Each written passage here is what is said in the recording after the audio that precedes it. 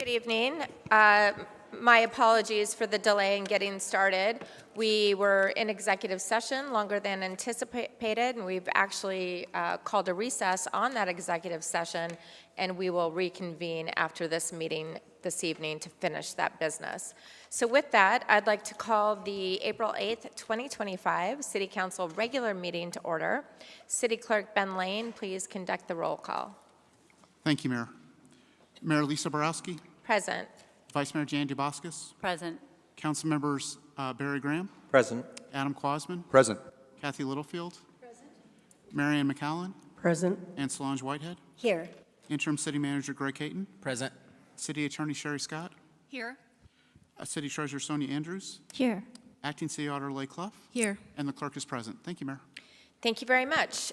This evening, we have Scottsdale Police Lieutenant Kara Koplas, I hope I'm saying that right, and Officer Lanez, as well as firefighter April Jessup. If anyone requires their assistance, please let a member of the staff or anyone that you see in uniform know. Tonight, I'd like to ask Councilwoman Solange Whitehead to lead us in the Pledge of Allegiance.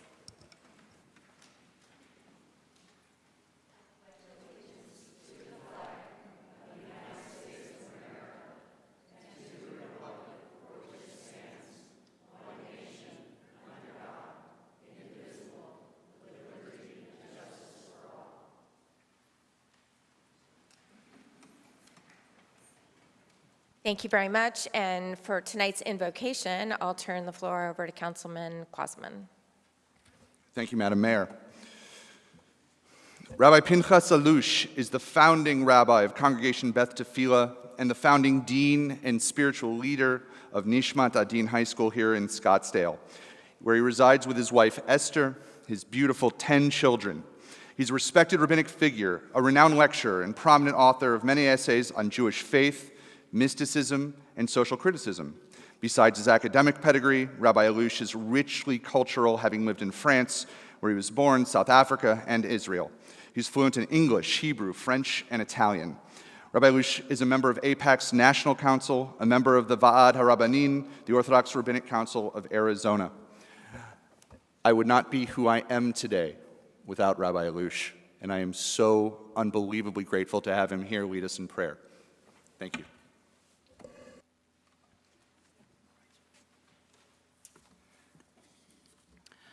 Thank you so much, my dear friend, Councilman Quasman.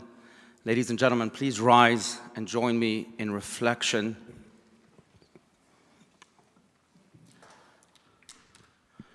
Master of the universe, city officials, Honorable Mayor Borowski, and all those who are convened here to fulfill one of the 7 Noahide commandments, the commandment to govern by just laws, which are based on the recognition of you, God, as the sovereign ruler of all people and all nations. Friends, it is no secret that we live in divisive times. Thus we ask you, O Lord, to teach us at this fateful moment in the human story to honor the dignity of difference, recognizing that one who is not in our image is nonetheless in your image.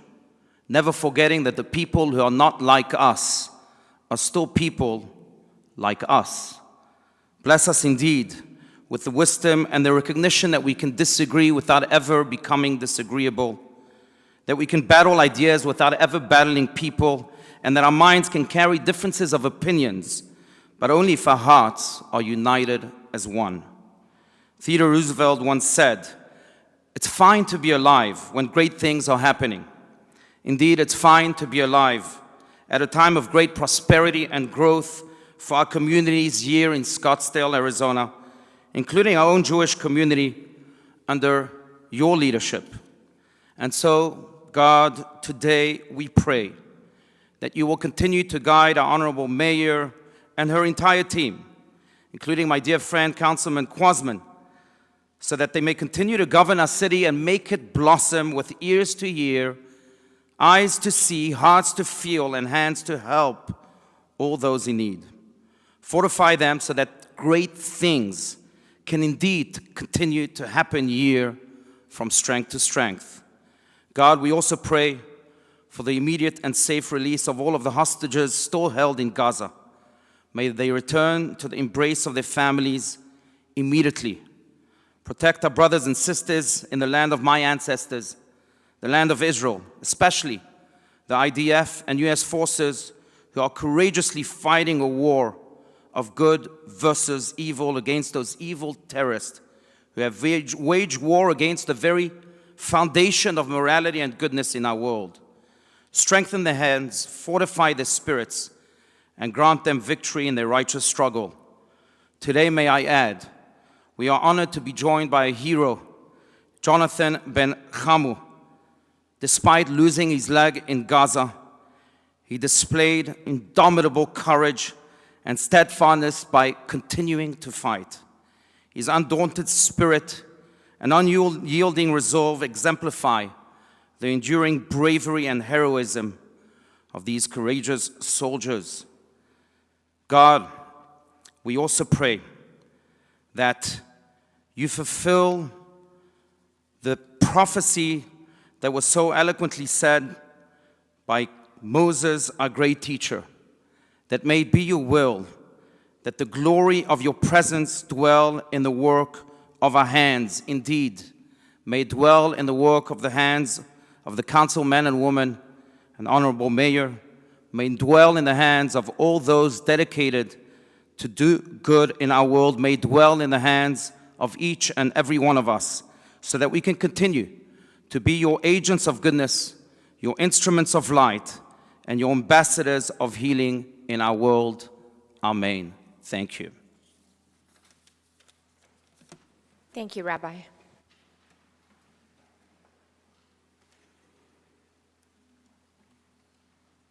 And Councilman Quasman has a proclamation. Thank you, Madam Mayor. I really appreciate this opportunity. This being the 123rd anniversary of the birth of the Lubavitcher Rebbe, I would like to, with your permission, to read your proclamation. So, absolutely. And I want to recognize, before we do, the Chabad of Scottsdale that is here, Rabbi Levertov, as well as the Chabad of South Scottsdale is here. Any other Chabad of Arizona here? We have, okay, good. Whereas tonight, this April 8th, will be the 11th day of the Hebrew month of Nisan on the Jewish calendar, and this night marks the 123rd anniversary of the birth of the Lubavitcher Rebbe, Menachem Mendel Schneerson of righteous memory.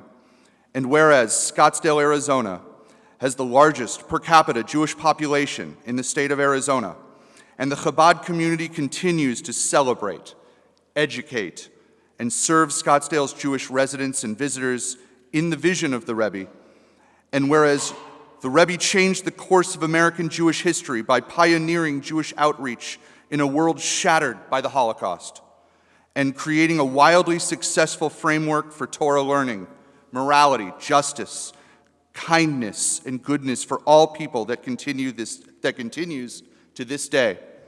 Whereas in 1978, the United States Congress, under President Jimmy Carter, designated the annual National Education and Sharing Day be observed on the Rebbe's date of birth on the 11th day of Nisan in recognition of his outstanding and lasting contributions toward the improvement of education, morality, and acts of charity around the world. And whereas the National Education and Sharing Day is meant to put greater emphasis on the promotion of fundamental human rights and obligation of justice and morality, as well as the importance of nurturing the heart along with the mind, insofar as that education of our young people can only succeed if character and intellect were taught in equal measure.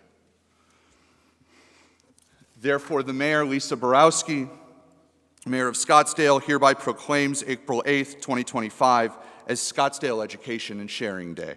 In order to honor the Rebbe on this, the 123rd anniversary of his birth, the city of Scottsdale stands with its Jewish community and supports the Rebbe's vision for all children to promote justice, have good character, and promote kindness to all.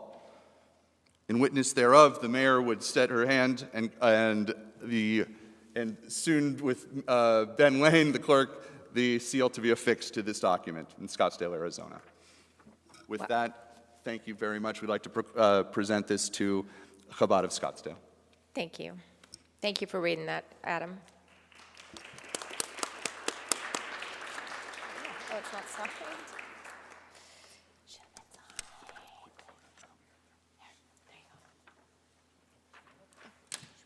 There you go. Kathy? Up you go.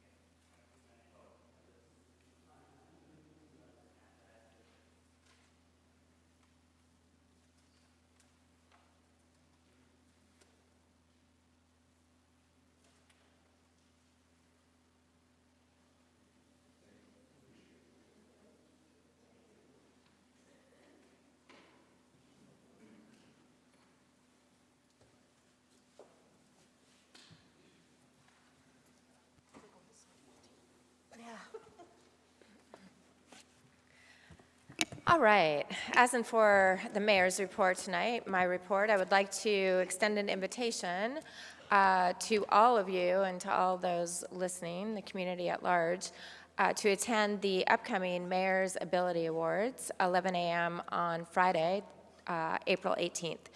That will take place at Western Spirit, Scottsdale Museum of the West. New this year, we are presenting an Advocate Award along with delivering scholarships to students in need here in Scottsdale.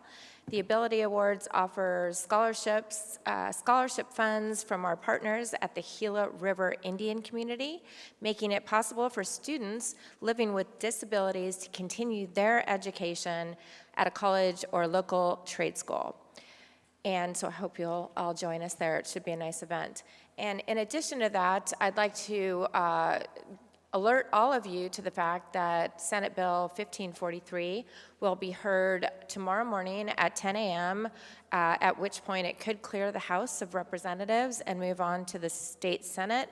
I would encourage all of you to consider contacting your state, all the state legislators, senators and House members, and voicing your opposition, because it will have a very detrimental impact on our community as it eliminates our ability to control certain zoning decisions in our community. It's also known as the Axon Bill, so I'd encourage you to do that.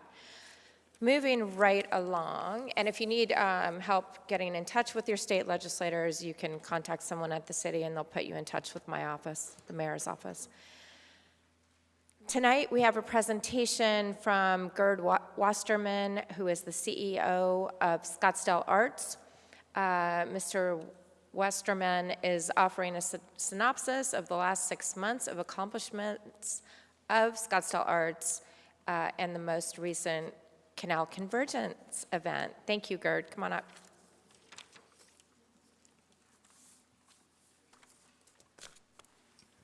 Good afternoon, Mayor Borowski, Vice Mayor Dabauskas, council members. Thank you for the time today to allow me to present to you my State of the Arts in Scottsdale. We're very excited about this year's set of events once again.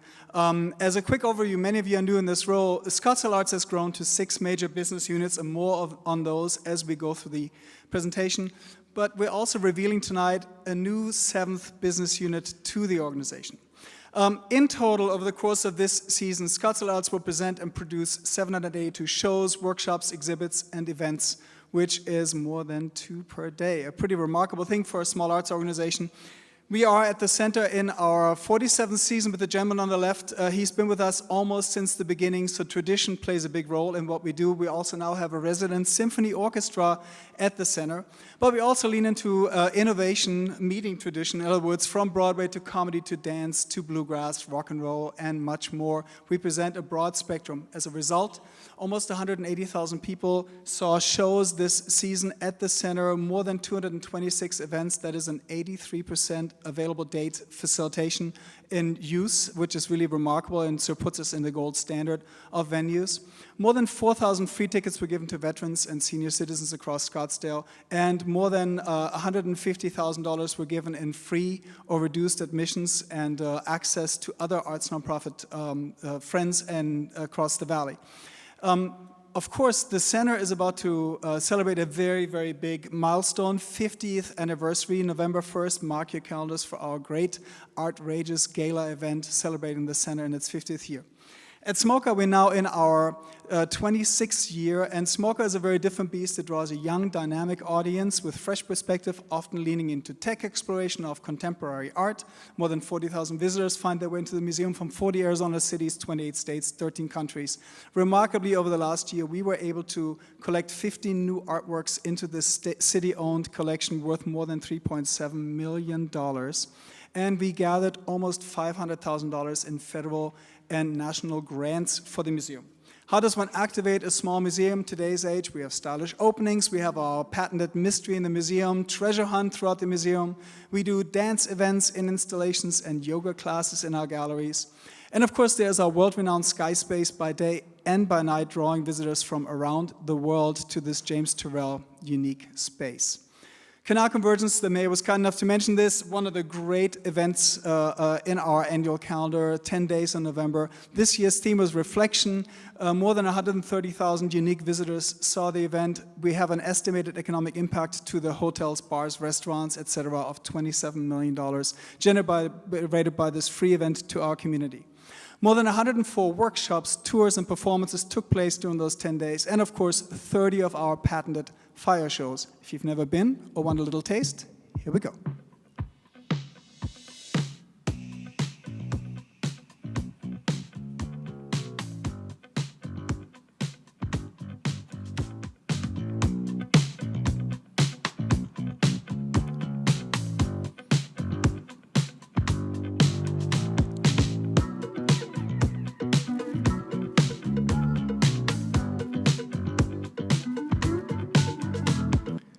And this was filmed on a quieter night, believe it or not.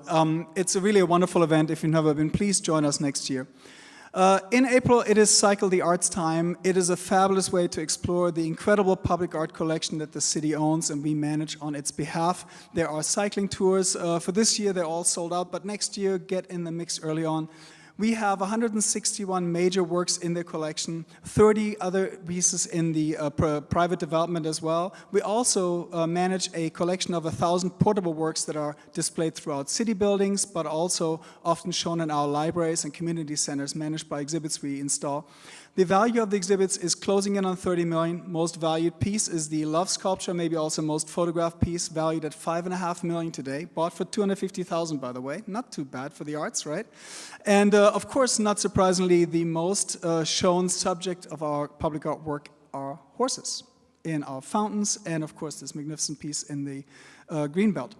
Here's a staggering statistic. We use Placer ID to track cell phone pings, and over the course of 2024, almost 4 million people spent a minimum of 10 minutes in the vicinity of these 161 works. Even more staggering, of the 27 works only visible by car as you're driving around them, and I know you're going to talk about roundabouts later, hey, we're just installing the artwork. 465 million people have seen those pieces, and they may not spend money in it, but it puts a smile on their face and adds to our impression as a beautiful and well-managed city. Some of our newest works include this wonderful new screen at a park and much more to come. In learning and innovation, we have increased our involvement by more than 26% last year. 37,000 students in our public schools have been served with more than 2 events or programs every day of the school year. and that involved 37 partner organizations and more than 80 teaching artists sent into the schools. We really put the STEAM in the A into STEM to make it STEAM, but we also work with senior centers and senior populations in lifelong learning and arts engagement throughout the city. A partnership with SUSD, I think, is really laudable. And if you haven't made it to it yet, we celebrated our 3rd annual Family Arts Fest at Skysong this year, once again with works from 1,200 students seen by more than 8,000 visitors, representing all schools in our public school district. It was a wonderful event. There were lots of laughter, lots of smiles, and our empty bowls once again raised tens of thousands of dollars for the Scottsdale community partners to make sure that those less fortunate have a brighter day as well. We also stand for the other arts nonprofits in our community. This year, aided by about a third of this total fund from the city, we tripled the total amount to give $178,000 to other arts nonprofits serving Scottsdale. 21 organizations benefited from that. Because we believe that dancing alone is no fun, we're better when we move together. So this year we celebrate 117 partnerships, large organizations to small, to big organizations across the valley. Working with them really makes us all the richer. Of course, we're very proud of Civic Center, our newest addition to the arts complex here in the heart of Scottsdale. This season, we are seeing in our second season 85 events with more than 165,000 patrons. Again, we use Place AI to track attendance to free and ticketed events. Almost every weekend throughout the season, October through April, is engaged. It kicked off with our Dia los Muertos celebration right after overseeding, and then had great things like this wonderful car show, Concours d'Elegance, our new Celebrity Wine and Spirits, and perhaps most notably our Dreamy Draw Country Music Festival in its second year. Here's something really fantastic. It was relaxed by day, it was packed with 10,000 fans at night, they were really enthusiastic, and 46% of the ticket holders to this event came from out of state. It is already a tourist draw. Also, we reached 4.8 million people through our influencers. I still don't know what influencers do, but apparently it's working. We had write-ups again with magazines like Billboard, Rolling Stone, CMT, and Esquire. And the one quote that really stood out for me was from Rolling Stone saying, "The high desert landscape here at Civic Center with the backdrop of Camelback Mountain in the distance was the ideal setting for Dreamy Draw." And I think that is really an advertisement for Scottsdale as a destination. There was so much more, lots of free community events, from veterans concerts for those who've served bravely in our armed forces, to other city events like the Bonanza Festival coming up again, to our free Sun and Sounds concerts on Sunday afternoons throughout the spring season. And here's a remarkable thing. I was reminded to share this with you. During spring training, it was a weekend where we had Mercantile Market with 12,000 visitors, permeated by San Francisco Giants fans coming through the Civic Center, stopping by on their way to a day game. At the same time, we had 2 sold-out shows inside the Center for Performing Arts and our Sun and Sounds free concerts on Sunday afternoon. That's 1 million smiles and a lot of tax revenue to the city of Scottsdale. Still to come, I see my friend Doc Jones here. At the end of our season, we have the Scottsdale Jazz Festival. That was his brainchild, really, and we're happy to partner with him this year. Much more to come, our original taste event as well, so come check out what we are yet to see. In short, I think Scottsdale Arts, working on behalf of the city of Scottsdale, is a winning partnership.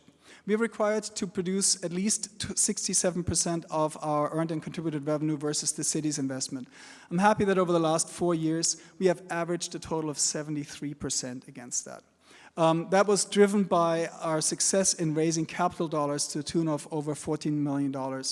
And we've given away $500,000 in in-kind services to other nonprofits, making sure that every organization here benefits from our work.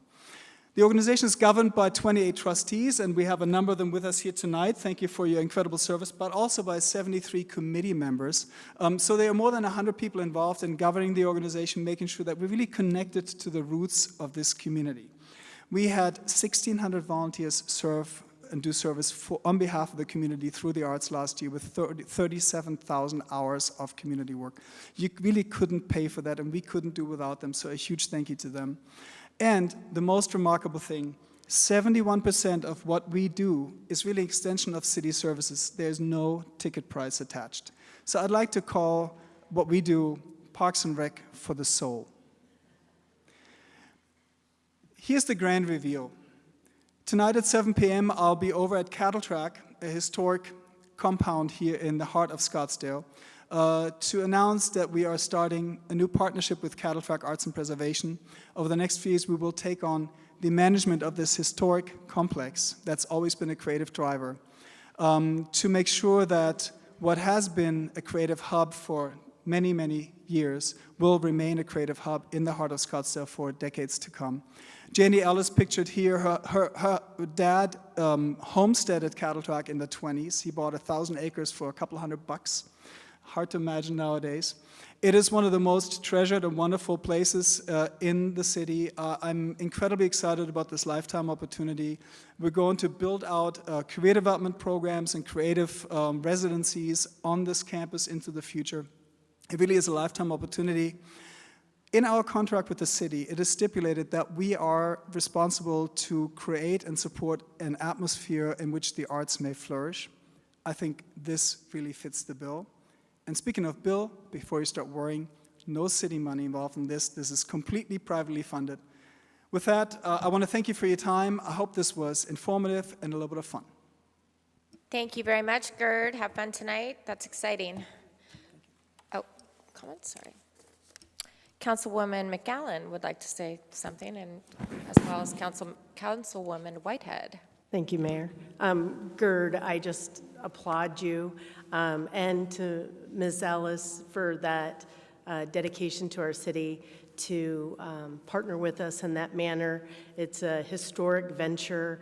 Everybody drives past cattle tracks all the time, and I know some people have had the opportunity to go in, so it's even going to open that ability for people who've always wondered what it was to be a part of it. And thank you for bringing that to our city, especially thank you to Ms. Ellis and her family for such a gracious partnership. Thank Really you, Councilwoman. It's really a pleasure, and I should admit, for me, this is a very personal thing because I literally live across the street from Cattle Track. Lucky you. Councilwoman Whitehead. Thank you, Mayor. Just really quick, you know, when you have a really long day and you're in meetings and then you just get in your car or on your bike or whatever, and all of a sudden you pass some of our art, it really does rejuvenate you. So I just appreciate everything that has happened. We've seen a lot since we came on board about the same time, and it's been wonderful to watch the evolution and the growth and the beauty of our public art that's growing every day. Thank you. Thank you. That's very kind. Thank you all. Thank you.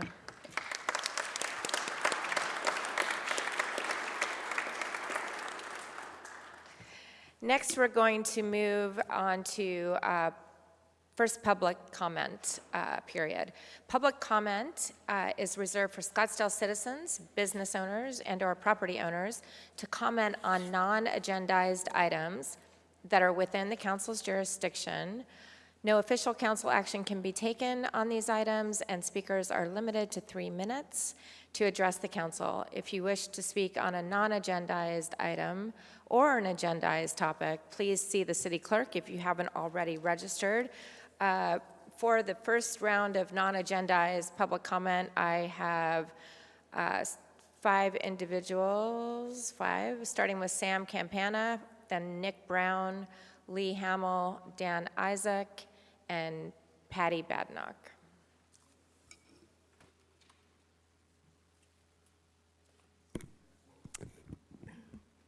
Good evening, Honorable Mayor and Honorable City Council people. My name is Sam Campana. I live at 4800 North 68th Street in Scottsdale House here in downtown Scottsdale.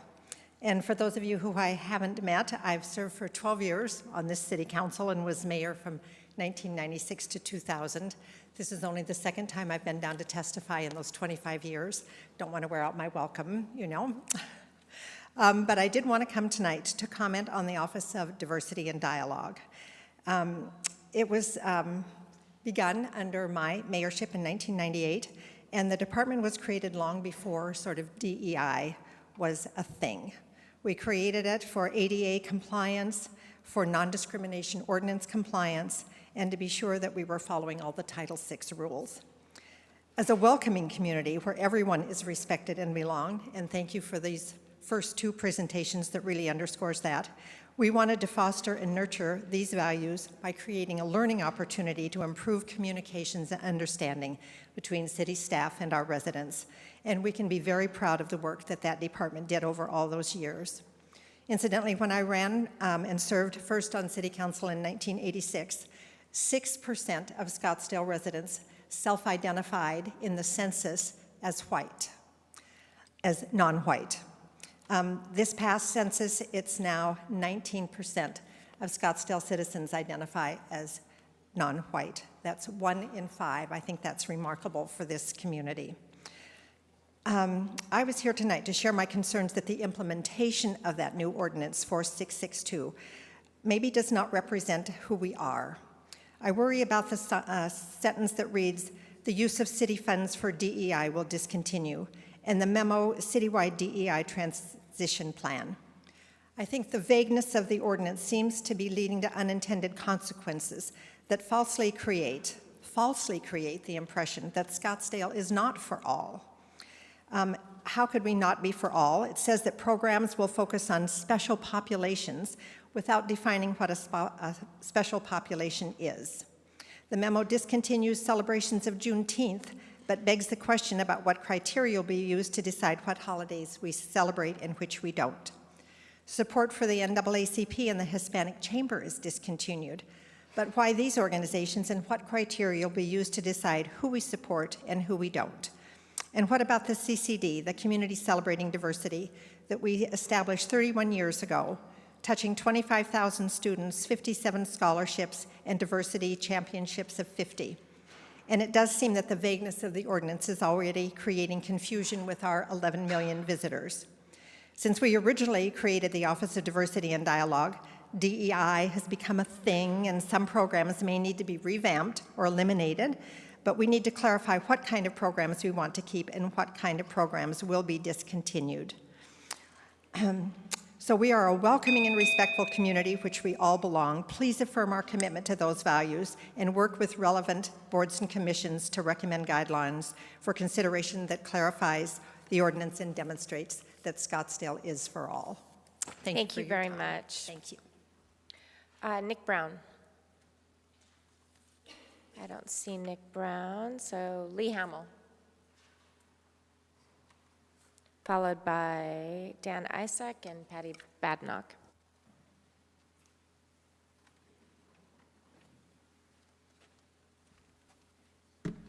My name's Lee Hamill. I live off of Shea and Violinda, and I regularly go to Scottsdale Ranch Park. Wonderful park. Love taking my dog there.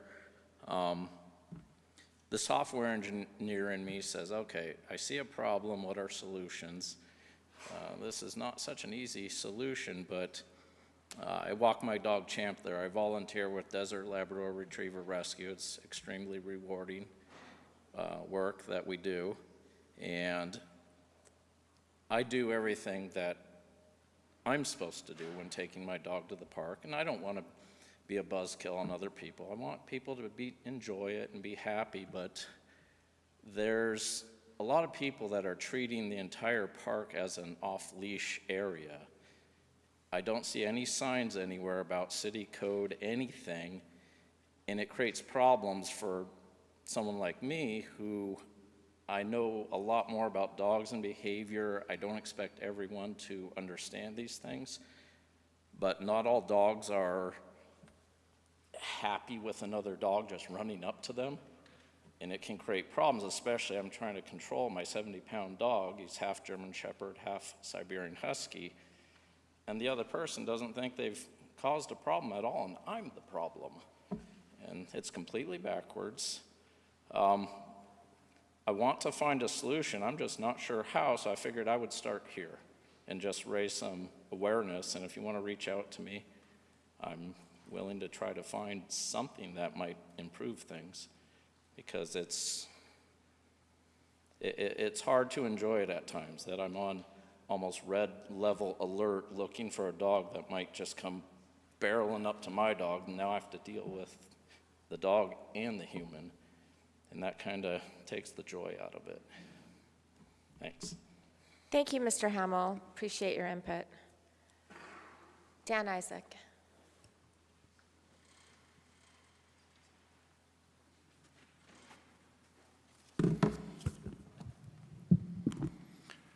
Dan Isaac, address on record. As the rabbi left, I thanked him for his invocation because I couldn't agree more with it. Unfortunately, his aspirational state is far from being realized in this country, in this city, or even within this council. I went away for 3 weeks, only to find that our city council has continued to make a mockery of itself and our great city. In just 3 months, Mr. Quasman called a picture of non-white people in front of the love sculpture that Gerd mentioned poison. Ms. DeBoscus violated a foundational pillar of her campaign by taking money from people with business before council, even before being sworn in, and then had the audacity to not recuse herself from votes that impact them. Ms. Littlefield has made factually incorrect statements on social media, most recently about the parking structure in Old Town, either because she is confused or doesn't care. But the gold star goes to Barry Graham, the kingpin, causing the council to face multiple open meeting law violations and now an ethics complaint for allegedly directing city staff to tank a sidewalk from a blind senior citizen.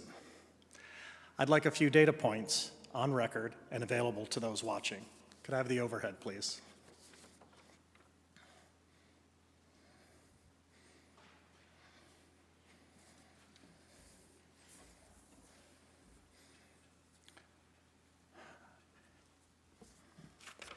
Here's an email blast Barry sent saying that the roundabout decision was already made in an executive session, which, by the way, the criteria for which doesn't seem to have been met. The city website had similar language that the decision had been made. Interestingly, once the open meeting law violation was open, Barry changed his comments. The city changed its website, and the topic is now on tonight's agenda. This isn't a smoking gun, it's game, set, match. By the way, citizens will be bearing the brunt of the legal fees associated with these. The second thing I'd like to share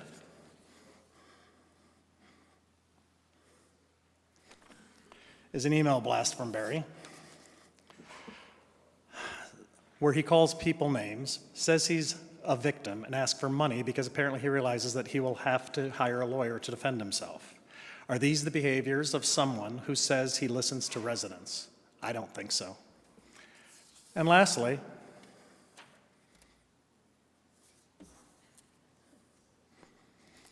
here's a social media post by Barry's and the Littlefields vendor defaming the blind senior and his friend who filed the ethics violation. This is morally repugnant. Barry denies to the press having any special relationship with this man, though he pays him for services and had him at his wedding. Yeah, not special at all. I left Chicago after a dozen years, not because of the weather, but because of my disgust for the government there. Now 4 members of Scottsdale City Council are emulating that behavior. It's a sad day for Scottsdale. I'm glad for the bad behaviors are being called out, and I hope the perpetrators are held accountable. Thank you. Thank you. Patty Badnock. Madam Mayor. Councilman Graham has a comment. Real quickly, I respect Mr. Isaac's right to free speech, but I will say that it was full of inaccuracies. Thank you.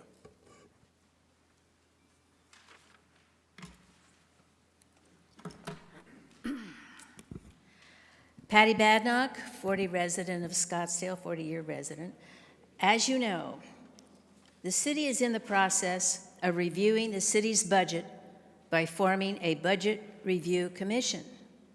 It is a very complicated, tangled web of provisions and restrictions. Paramount mathematical variables are many. 2 bring to mind: transportation, and 2, to keep the most western town around. 1 must go. Transportation, we all have witnessed, will probably win. We must kill the western character in order to save it. Budgetary sustainabilities, by what means, including increased property tax, backyards will become even more obsolete, affordable housing takeovers, water usage demands by forcing restrictions, and on, restricting our freedoms as we knew, but falsely assumed that we could keep. And the new norm, height and density, will continue to be the sustainable means of life in Scottsdale. My hope of this Budget Commission was too optimistic, as I attended to view the usual mind controls of staff to direct outcome for further development. Business as usual. Thank you. Thank you, Patty. That concludes the first round of public comment. And now I would like to move on to meeting minute approvals regarding, are there any questions or revisions to the minutes by anybody? No. Seeing none, I will entertain a motion to approve regular meeting and work study session minutes of February 18th, 2025, and regular meeting minutes of March 4th, 2025. So moved. Second. All those in favor, please indicate your vote.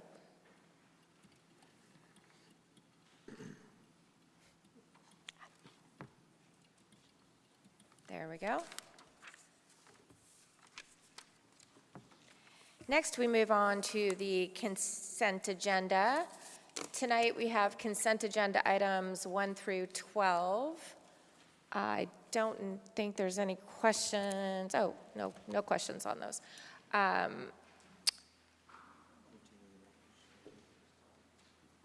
We didn't receive any request to speak for public comment on the consent agenda. So with that, do I have a motion to approve the consent agenda items 1 through 12? So moved. Seconded. Thank you. All those in favor, please indicate your vote.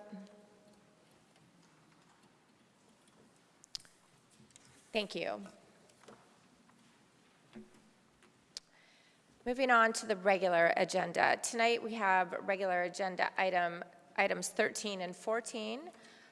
And I'll start with regular agenda item number 13, which is consideration to direct the interim city manager to take steps necessary to redesign the intersection at Scottsdale Road and Dynamite Boulevard from a roundabout to a signalized intersection, and to return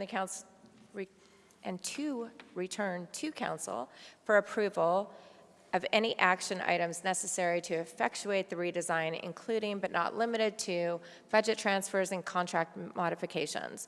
Presenting this evening on this topic is Allison Timku, Transportation and Infrastructure Senior Director. Thank you, Allison. Thank you, Mayor, members of council. So the action before you is related to the potential redesign of the intersection at Scottsdale Road and Dynamite Boulevard from a roundabout to a signalized intersection. Next slide, please. So this slide shows a picture of the project area. It is from Scottsdale Road. It is on Scottsdale Road from Joe Max Road to Dixoletta Drive, and the entire project is 2 miles long. It's not just the intersection that is on the agenda tonight, but it is to reconstruct the 4-lane, 2-mile roadway from a major collector configuration to a minor arterial complete street configuration. So federal funds have been obligated for this project. Third-party utility relocation started in July of 2024, and construction of the project started in December of 2024. Next slide, please. Okay, these pictures show the old configuration compared to the new configuration. The new configuration will include drainage improvements, curb and gutter, medians, east side shared use path, west side sidewalk, and new right turn bay at Dixoletta Drive. So the drainage improvements, the raised medians, improved turning movements all contribute to increasing capacity and safety along the corridor. Next slide, please. This picture shows a rendering of the Scottsdale Road and Dynamite roundabout. The intersection was designed to be converted to a multi-lane roundabout. Design started in 2020, and there were federal grant HSIP, which is Highway Safety Improvement Program funds, were awarded to construct this roundabout. Through the initial, next slide, please. Okay, so this shows the roundabout and signal comparison. So through the initial project assessment, the engineering consultant evaluated the intersection and determined that the roundabout was the preferred option for safety and efficiency. And this graph here, the table here shows the comparison of the roundabout and the traffic signal before modification and after modification in terms of level of service. And level of service basically tells what the efficiency or the congestion of the intersection will be. And then there's also a summary of the 5-year total of collisions between 2015 to 2019, and that is the data that was used when the design started in 2020. Next slide, please. So this slide shows approximate possible timing of the redesign. So if council tonight took action to redesign the intersection, we would start designing, and it would take approximately 8 months to complete. We would also have some additional right-of-way acquisition that would be required, and we would have to work with the third-party utility relocations depending on if there are additional relocations needed because of the redesign. Traffic signal procurement, our traffic signals take about 9 months to procure, so we would have to procure those early. And then we would have to work with MAG on potential funding transfer.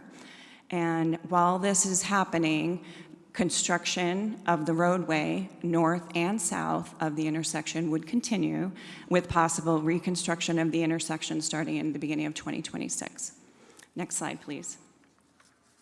So the current construction. So our contractor is currently working along the roadway segments, Joe Max to the north and Dixletta to the south, keeping no construction at the intersection of Scottsdale and Dynamite until there's further direction and design. And once the redesign is complete, a change order to the construction contract would have to be generated for the signalized intersection. Next slide. Okay, so funding. We would have to do a funding transfer in order to keep the funding for the project. So essentially, we had the HSIP grant that I referred to, and that was $1.9 million, and that was for construction of the roundabout. So changing the roundabout to a traffic signal, that grant would be forfeited. The second federal contribution, which is the STBGP, which is Surface Transportation Block Grant Program funding of $29.3 million. This funding is a federal contribution of the MAG regional program, and what we propose is that would be swapped with other projects that are funded through the MAG regional funding program, which is the ALCP. So what we've listed here at the top is the federal contribution, the STGB grant of $29.3 million, and then the replacement funds. So what we're proposing is to replace ALCP regional funds from 2 projects, the Carefree Highway Cave Creek to Scottsdale Road and the Raintree Hayden Road to Loop 101 to make up for the $29.3 million. So we would go forward with the traffic signal, continue with the Scottsdale Road project using regional funds instead of federal funds, and then we would apply the other projects to receive the federal funds in the future. Next slide, please. So what would happen, the funding transfer would happen in October, which is the federal fiscal year 26. We would have to, on October 1st, submit the request to MAG, and then MAG goes through a series of approvals with the final approval October 22nd, would be the vote at the MAG Regional Council. So in the meantime, we would continue constructing the Scottsdale Road project that is currently under contract using local funds until we made the funding transfers. These would all be pending approval by MAG. Next slide, please. And so I mentioned earlier that there would be some additional right-of-way required. So as far as the redesign for the signalized intersection, we would revise the current roundabout design at Scottsdale and Dynamite to a signalized intersection with our design firm. And we have a preliminary cost estimate from our engineer that it would be $280,000 for them to redesign the intersection, and they could have that completed by November of 2025. And then other possible impacts to the timeline, which I had shown earlier on the graph, is we will require, there will be some additional right-of-way acquisition required. It's not a large amount, and we won't know the exact amount until we actually redesign the intersection, but there is some. And then, again, the utility relocations that I mentioned, the third-party utilities have relocated for the roundabout, and so once we design the new signal, we can determine what additional relocations would be necessary. And then, again, the long lead times for the traffic signals. Next slide, please. And that concludes my presentation, and I'll be available for questions. Thank you very much. Councilwoman Whitehead. Do we want to have the public speakers first? Oh, yes. For her. Okay. So turning to public comment for this agenda item number 13, there are 17 speakers registered to address us this evening, starting with Lee Koftel, Andrew Scheck. Sonny Kirtley will be donating her time to Andrew Scheck. So Andrew, anyone with donated time, you'll have 4 minutes. Everyone else will have 3, please. And then followed by Dan Isaac, Betty Janik, Judith Bedford, and I'll stop right there. Lee Koftel, please.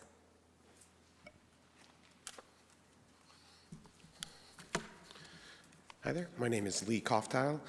Please excuse the voice. Allergy season is hitting me hard. I live basically at Hayden and Thomas. So I'm here to speak on behalf of keeping the current design. I don't see, as somebody who's on the Transportation Commission, but not talking on behalf of them right now, I've seen the statistics that the city has collected over a decade, looking at how these intersections that we have are safer for our citizens, they are cheaper, so better for our budget because of the reduced maintenance over time that we have them, and also, as we're seeing here, this will cost us $31 million extra that we'll have to find other funding sources for, and they also are more efficient. They're a more efficient way to move congestion, which I hear constantly is a huge issue for the city. And so I would want this council to listen to citizens. That's important. Everybody here up there has committed to listening to citizens, but also I want you to be our leaders as well. And when the citizens have an incorrect assumption of how roundabouts work and what their costs are and those type of things, I would want you to talk to us and say, hey, I understand your concerns. This is actually why this is going to be better for you. It's going to save lives, it's going to save the city money, and it's going to reduce congestion. And so I would want us to do that. I was surprised to see that this new one is going to require right-of-way because that was the major driver the last time this was up before the council, and that was the major driver for the increase in cost. That was the concern for many people that were up there, was because the city, once they got a look at the area, saw that in order to meet the flooding needs that this 2-mile strip had, they would need to purchase more land than they expected, and that was the major contributor to the increase in costs to this project. It had nothing to do with the roundabout or any costs associated with that. We are we are a roundabout first city, but you'll notice most of our intersections are still signalized, and that's because our city staff takes the time to look and see when it's appropriate and when it's not to put these in. And the most recent one that impacted me that was not signalized is at Osborne and 64th. The city recently put in a traffic signal there, and instead, to make sure that that was safer for both people driving and people crossing and other vulnerable road users. I would implore this council to keep the design as it is because it has been looked at for years. We have the data, and Our city made the decision based on the actual information we have there. Thank you for your time tonight. Thank you very much. Oh, Councilman, Commissioner. Councilman Graham, did you have a Commissioner, question for? a few questions for you. Commissioner Koffel, I only ask you this because you're a commissioner. You mentioned that when you said it's the obligation of the council when the residents are wrong or inaccurate, that we're supposed to correct them. Residents that disfavor roundabouts, do you say, I get yes or no, residents that disfavor roundabouts, are they wrong? I can't give that a yes or no answer. Okay, Sorry. and then yes or no, do you approve of the roundabout on Hayden at Northside? Yes. Okay, thank you. Thank you, Mayor. Thank you. Andrew Scheck, and you'll have 4 minutes. How do I guess I just place this down? It's the first time using this to turn this on. Oh, face up? Okay. Nice. Cool. And my first time using a laptop. All right, so my name is Andrew Scheck. I'm standing here representing the Coalition of Greater Scottsdale.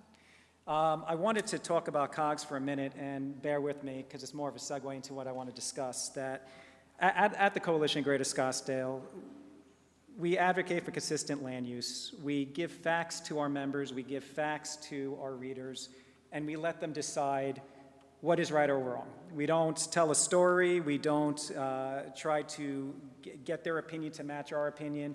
We give the facts.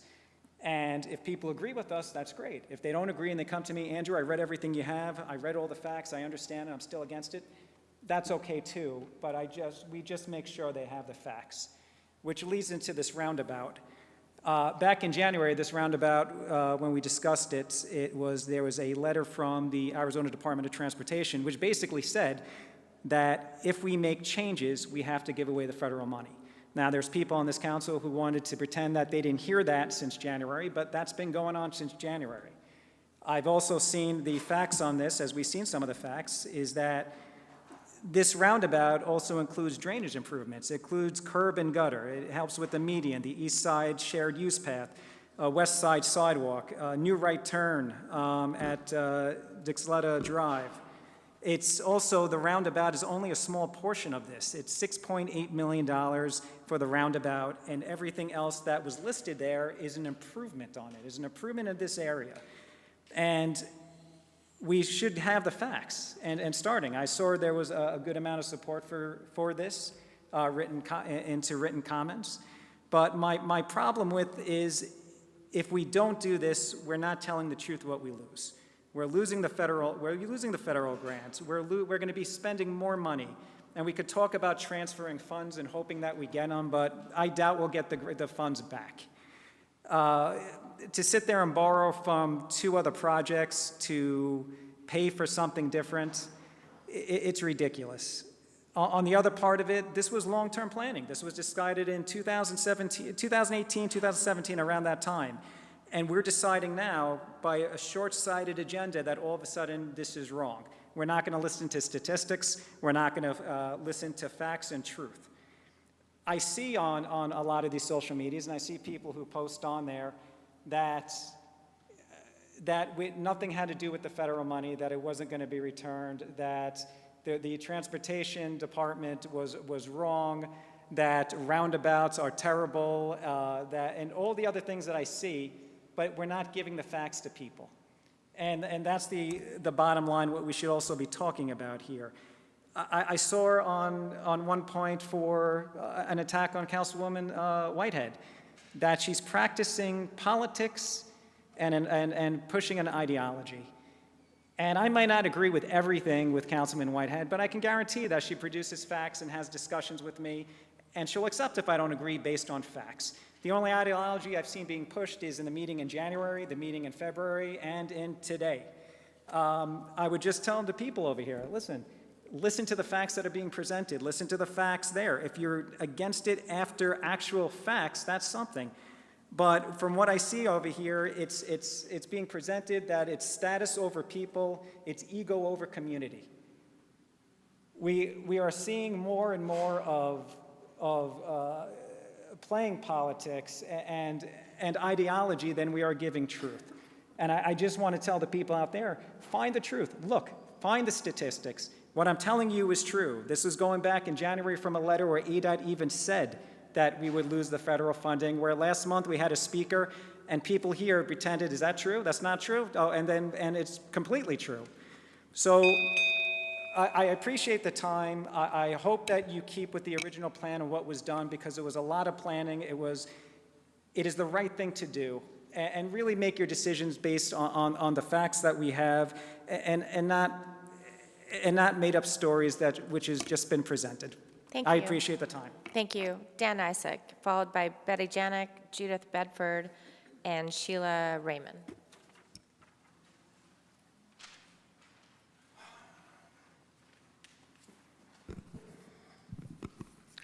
Dan Isaac, address still on record. It is unfathomable that people elected on a platform of fiscal responsibility are even considering this change. I can't imagine any of you going home to your spouse and children saying, gee, we had a great council meeting. We made the streets less safe, threw away millions of dollars, and delayed a needed improvement to Scottsdale Road and other projects.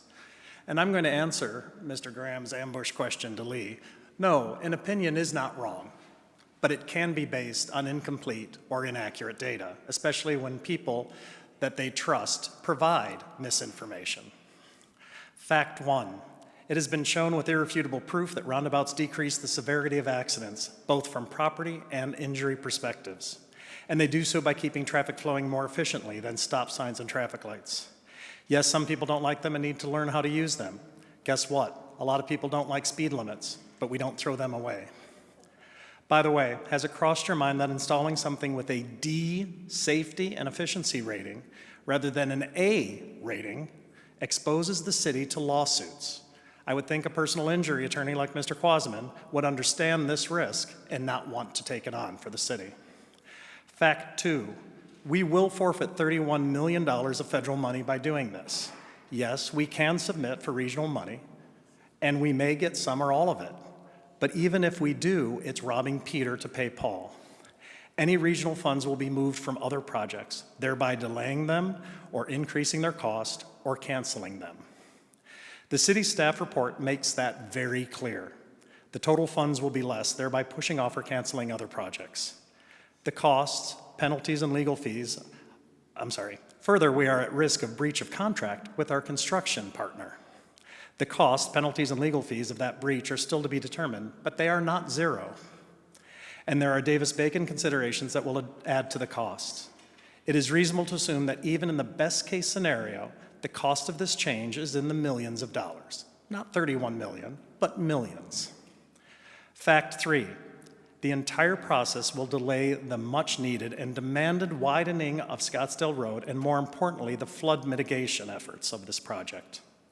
In a typical monsoon season, this area floods a few times, causing road closures, significant travel delay, and cost removing gravel, silt, and debris. In closing, unless you think telling your family and friends that we made the streets less safe, threw away millions of dollars, and delayed a much-needed improvement to Scottsdale Road and other projects, you shouldn't consider voting for this change. Thank you. Thank you. Betty Janik, followed by Judith Bedford, Sheila Raymond, and Carrie Wilcoxon.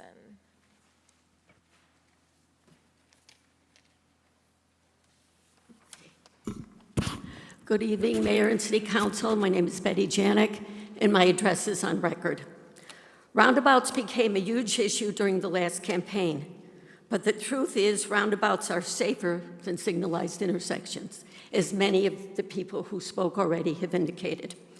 Several reputable agencies of the state and highway safety report that modern roundabouts result in a reduction of fatal crashes by 90%, injury crashes by 75%, pedestrian by 30 to 40, and bicycle by 10%. It turns out that roundabouts slow down the speeders and they avoid T-bone crashes, which are the most dangerous.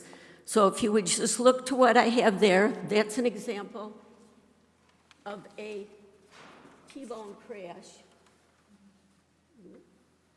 And I think the numbers speak for themselves.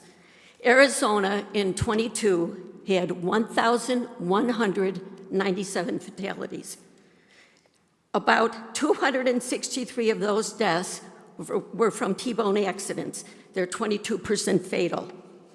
237 lives could have been saved with roundabouts. 90% could have been saved. In addition, there are 54,000 injury accidents.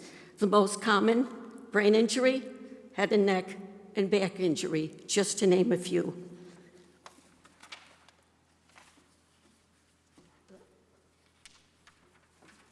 Okay, now let's go on to head-on collisions.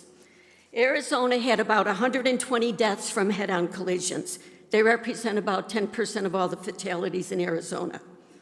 That's 180 lives that could have been saved by roundabouts. Again, 90% saved. Head-on accidents also cause very serious injury accidents of those 54,000, including spinal cord injuries, whiplash, and traumatic brain injury. Now, what are the complaints? They're too slow. Yeah, they are slower. You need to go slower as you go through a roundabout. And that is why 30 to 50% more traffic capacity is accommodated with the roundabout, okay? Are they hard to navigate? And someone already referred to this. Yeah, put down your phone, pay attention, do a good job. That's what driving is all about. There is a learning curve, and it will get better. For these reasons, Scottsdale Dynamite Boulevard intersection was designated as a multi-lane roundabout, replacing the current signalized intersection. There is operational improvement in level of service from EF to A, and we saw that on the slide that Allison presented. Now, my next slide, which is timely. We are now number 3 for crashes. Shame on us. And there's one comment I do want to make, and it's kind of an important one. If it turns out that people really have trouble navigating these, you can do a metering at entry, which can help create gaps in the traffic so people on Dynamite get a chance to get on the intersection, and people from Scottsdale get slowed down a little bit more. That is not a bad compromise if this configuration causes a lot of trouble after about a year or two. So thank you very much. Thank you. Judith Bedford.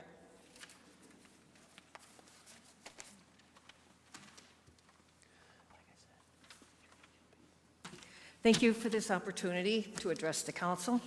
My name's Judy Bedford, and I'm a year-round resident and a homeowner. My home's just off Dixie-Letta, just west of Scottsdale Road. And I had seen in the press that there were concerns about this roundabout, which was part of a larger project, and that it was considered being canceled.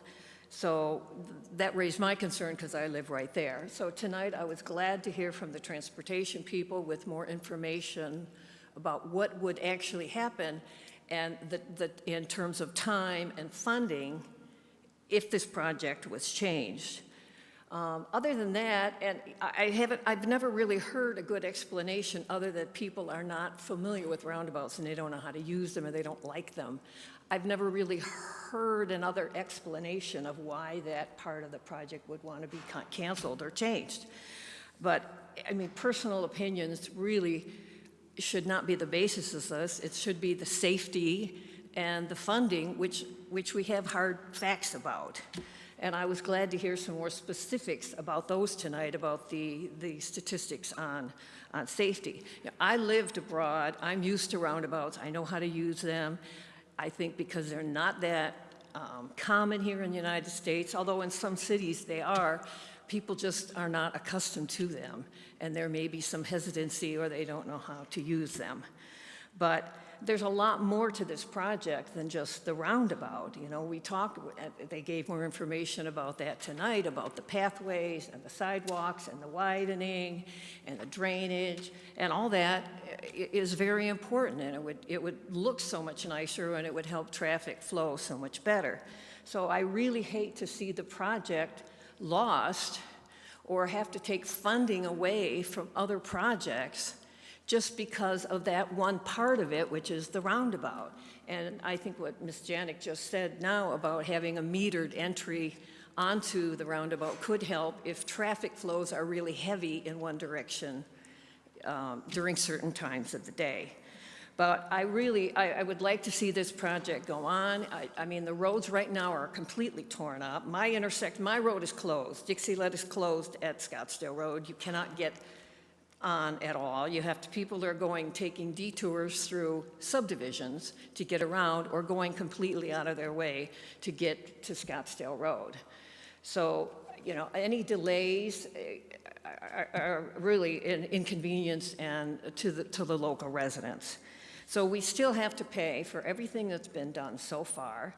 We'd have to pay to put the roads back in order to be used, because right now Dixie-led is all torn up. There's just a big hole in the ground at the intersection, and two lanes of Scottsdale Road are completely gone. So at the very minimum, we've got to pay for the work that's been done, put those roads back in usable condition, and then, as we said, if there could be other costs involved. So I'd hate to see the whole project lost because of not approving the roundabout specifically.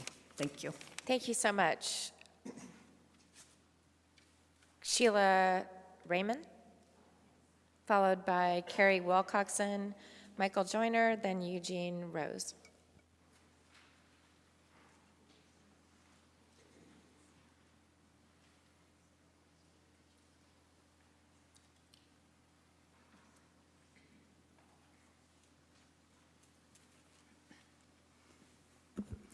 Good evening, Madam Mayor, Madam Vice Mayor, and members of City Council. My name is Sheila Raymond, and I live in Scottsdale. I do live in South Scottsdale, but I do work and do things up in North Scottsdale. I weekly use roundabouts, 4 specific. One up near the Costco by the Air Park in North Scottsdale, also the one here at Miller and Osborne. I also use one near the zoo and the botanical gardens. And let me think where the 4th one is. By Mustang Library on 90th Street. I'm much better at them than I used to be. I've learned how to use them. It takes a little time, takes a little patience, takes a lot of awareness to make sure you're making that turn. But you know what? Making a right-hand turn or making a left-hand turn at a signalized stop is also something you have to be prepared for. So I don't see a difference there. I did see a difference in how the City Council looks at projects. We can look back today, we can look back and say, they should have done something different, that City Council. Those boards and commissions should have made other decisions, but they didn't. That's what they did, and I think it's a waste of time to go back and try and reclaim a project, take time to redesign, take time to the funds, try and pull the funds. Oh, I hope we get the funds. Maybe we'll get the funds. I think we could get the funds. I don't like that approach. We have the funds, move forward with it. I don't think it's unreasonable for the citizens of Scottsdale to expect City Council to abide by the contracts that were made, that were signed, that were agreed upon.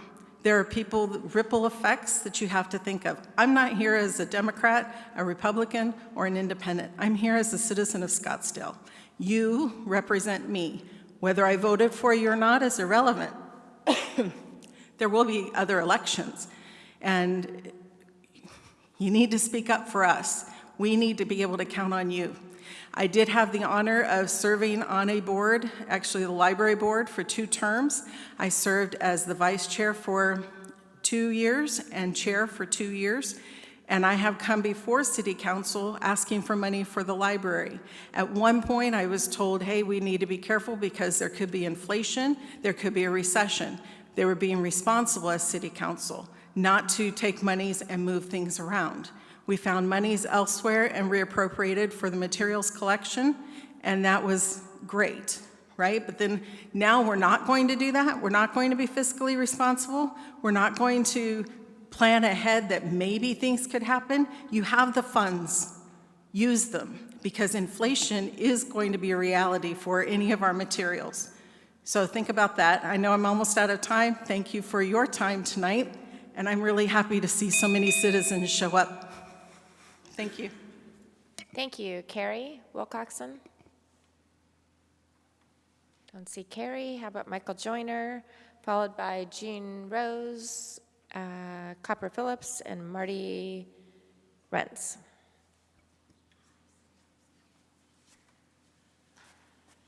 Mayor, Vice Mayor, and City Council, it's a pleasure to speak to you tonight. I don't know where all of you live, but I believe I live the furthest north of any of you. And I go through this intersection at Dynamite and Scottsdale Road a minimum of 2 times a day, going and coming, and some days as many as 8 times a day. And I want to introduce you to a word that you may not know, and it's called driveology. And my insurance company, if you want to save $650 a year on your insurance, you put this little thing on your car, and it tells the insurance company how fast you drive everywhere. And I'm sort of known as the queen of speed plus 9. So I go the speed limit plus 9, and my insurance company says I'm a very good driver. Well, 2 days ago, I was turning left off of Dynamite onto Scottsdale Road, and I waited through 4 lights to turn left. And I turned left and was going south on Scottsdale Road at my speed plus 9. 3 trucks passed me as if I was standing still. And we can blame drivers and all we want, but I kind of chalk that up to frustration because they had to wait so long to turn left. You figure every round of a left turn is a 2-minute holdback. And I think that is a frustration. And the light isn't going to change that. I believe speed is the problem on Scottsdale Road, and a light will not slow that down. A roundabout does, and I know you all are going to make your own decision on it, but I ask you before you vote to say whether your decision is going to slow down the speed on Scottsdale Road. And I had the pleasure of riding with one of our amazing police officers in Scottsdale on my ride along.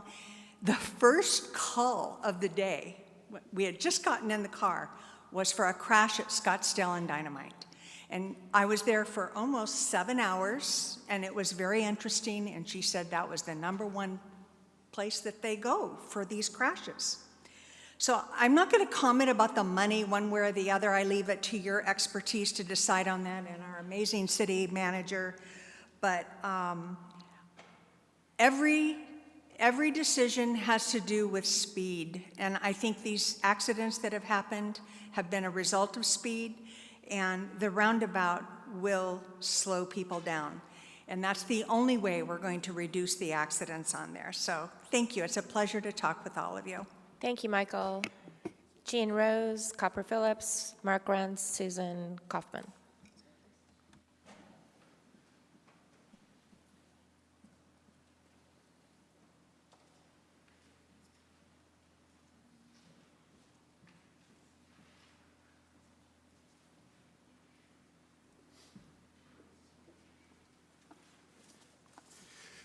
Good evening, Madam Mayor, Madam Vice Mayor, and honorable City Council members and the public. Thank you for allowing me to speak tonight. The one common denominator that I think unites us all is I think we all could agree 100% we want safe roads and safe places to drive in and around Scottsdale and everywhere we drive. But this is about where my lack of agreement is with the former speakers.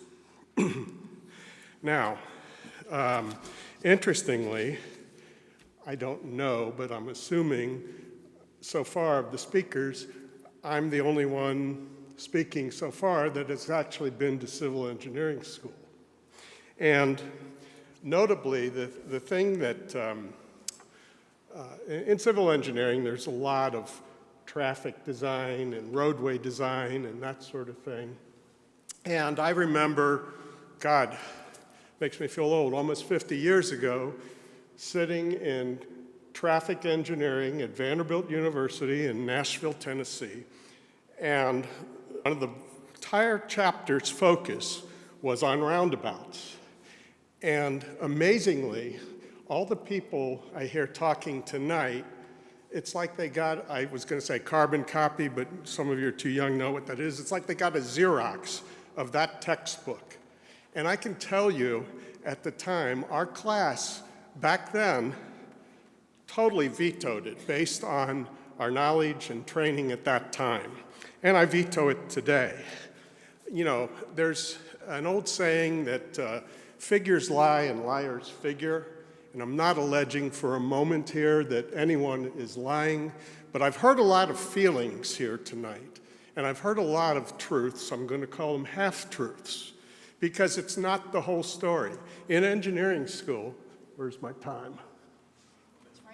Oh, okay. In engineering school, when we design things, and I thought, gee, I'm never going to use this before. Well, 50 years later, I am. When we design things, we're told to look at the whole picture, not just the hard numbers. Now, one hard number that I heard tonight was very interesting is the number 57. 57 accidents at that intersection over 5 years. That's about 5 to 6 accidents a year. Not acceptable. No, you know, we'd like to see 0. I think we'd all agree on that. But putting in a traffic circle, you've got to weigh the human factors. And the human factors include tourists, elderly people, people on medication, people hauling vans and trailers, horse trailers, moving vans, all from 50 miles an hour to a 2-lane roundabout where most people are too scared or too afraid to know how to drive. That's the human factor that you don't see illustrated in these numbers here tonight. So, you know, you have to consider that. When people are anxious, fearsome, etc., they are angry, and angry drivers are not safe drivers. And thank you for the time. I urge you, please to override this. And hey, we pay the taxes. $31 million can go back to Uncle Sam. Thank you. Thank you very much, Gene. Copper Phillips.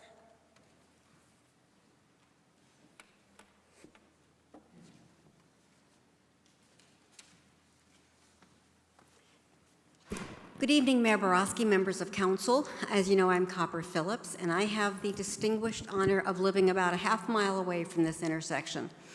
I've lived there since January 15 of 1994, so 31 years. And for 31 years, when I sit out on my back patio, and sometimes I'm in the house, and I hear that dreaded crash, I debate whether it was loud enough to get in my car and go to render first aid at that intersection or wait till I hear the sirens. And it's about a 50-50 decision. It's not a pleasant sound. And when I look at the speed on Scottsdale Road, and let me give you an example. Right now, the southbound lanes are torn up. So those 2 lanes are torn in addition to the center turning lane, which leaves the northbound lanes, which is the bike lane. And there are traffic barriers along both sides of both lanes where traffic is merged into one side of the road with a 30-mile-an-hour speed limit. As I was turning left from my street onto Scottsdale Road, which was kind of easy actually once traffic cleared because of the barriers, I stopped and paused a moment because a truck pulling a backhoe was barreling down between those barriers, gently touching the barriers on either side, so they were wiggle-wobbling type of thing. And so I brought my speed up to his. It was a green light at Dynamite. And he was doing 52 miles an hour in a 30, driving a backhoe on a trailer. You know, if you don't think that kind of gives you a little rush, okay, and not in a good way, the least speedy people on Scottsdale Road may drive 52. The speediest, as I had one guy tell me, it is my God-given right to go as fast as I want as long as I don't have a crash. To which I responded, let me have your crystal ball so I know when you're on the road so I don't have to be there. I had another person tell me they don't like roundabouts because they make me think while I'm driving. That's a pretty scary thought. You know, in Europe, they have roundabouts almost exclusively. Carmel, Indiana has about 140 of them. their whole town. They've converted everything. Less pollution, less gas used. Fatalities are almost non-existent in intersections, so are other accidents almost non-existent anymore. And they've learned how to drive them.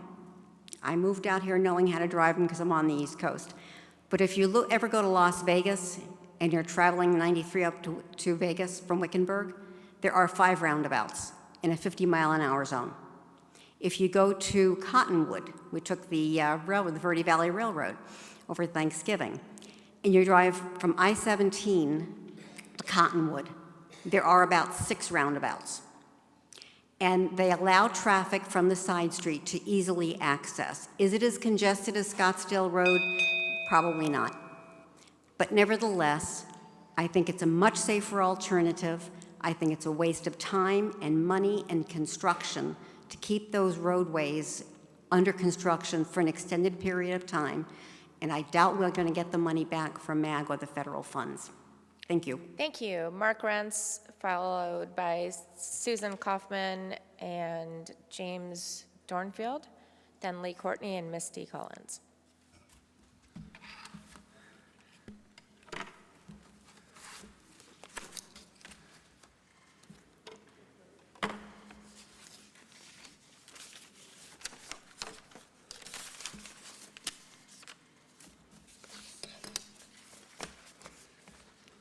Good evening, Madam Mayor, City Council members, and City Council staff.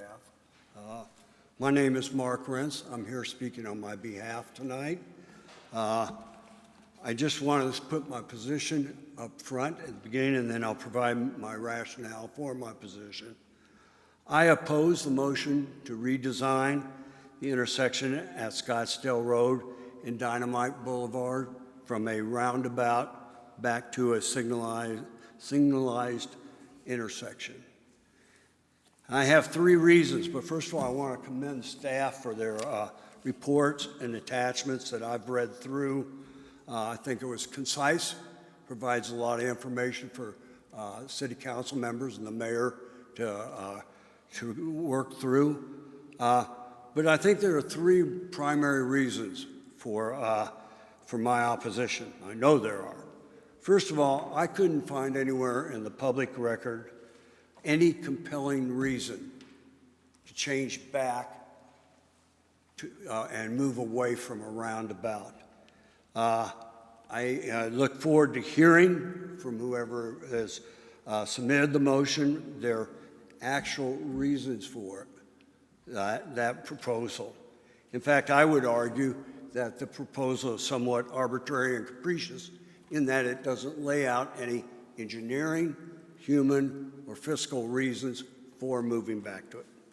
To the contrary, the proposed motion would do the opposite. That brings me to my second reason.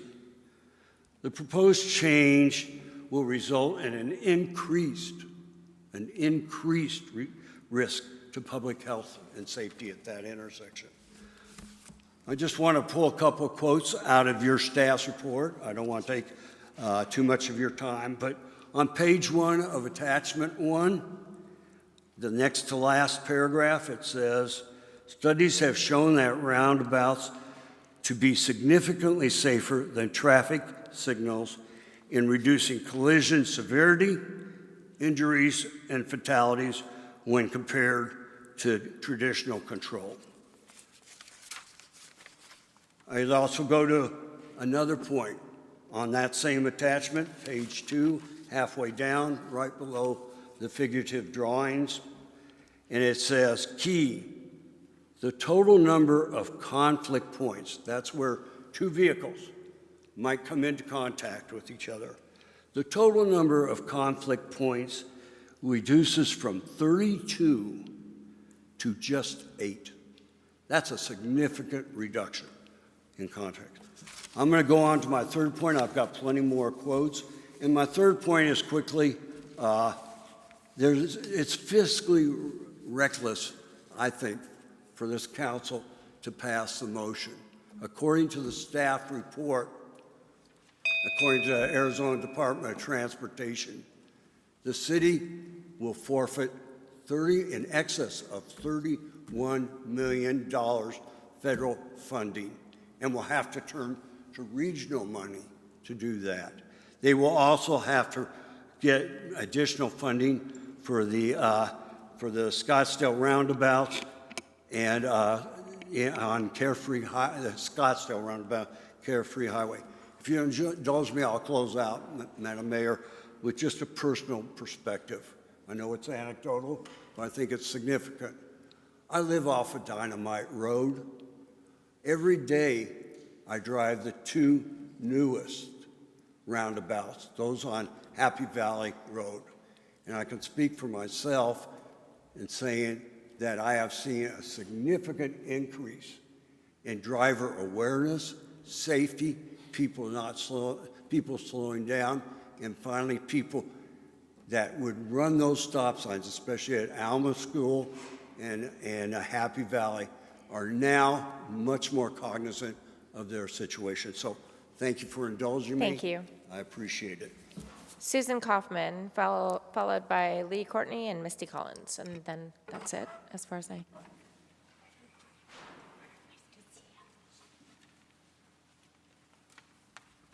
Hi, my name's Susan Kaufman. I live on Happy Valley Road. I'm about a mile from the roundabout at Happy Valley and Alma School, and I want to try to give you some perspective here.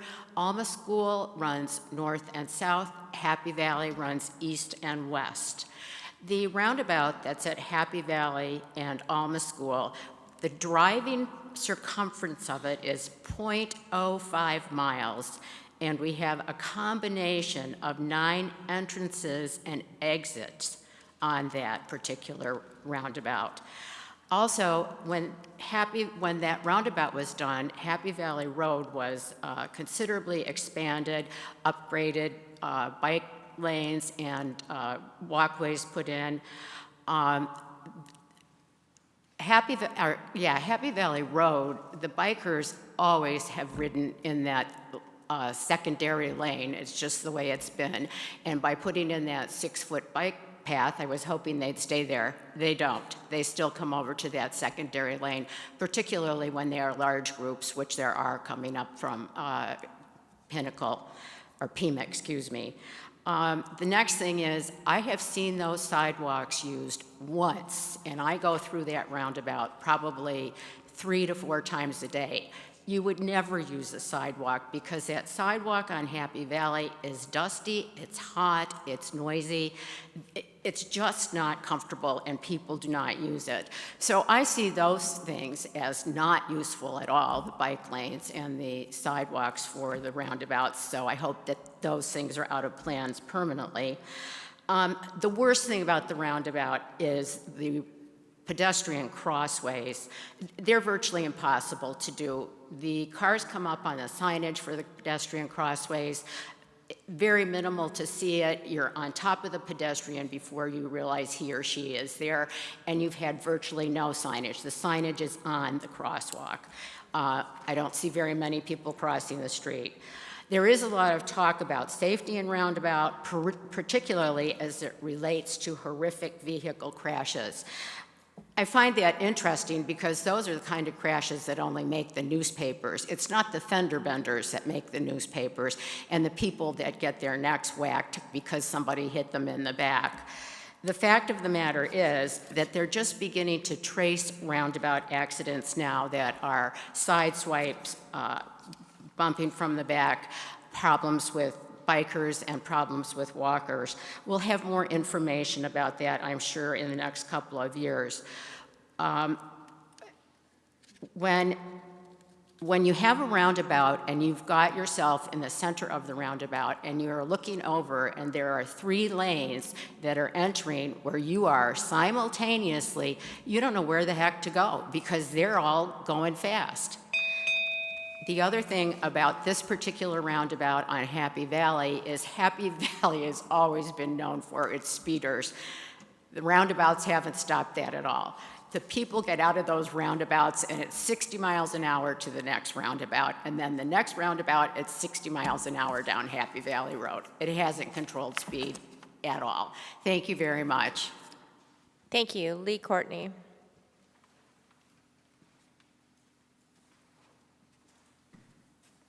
Good evening, Mayor, Vice Mayor, and council members. Oops, sorry.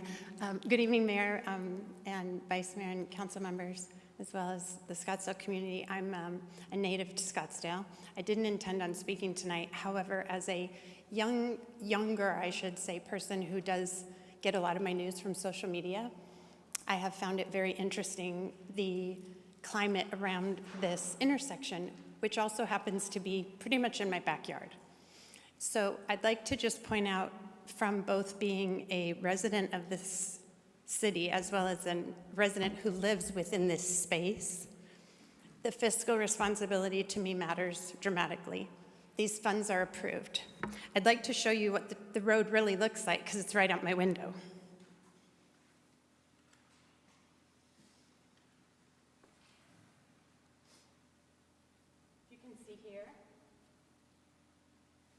To so many people's points, this road is already under construction.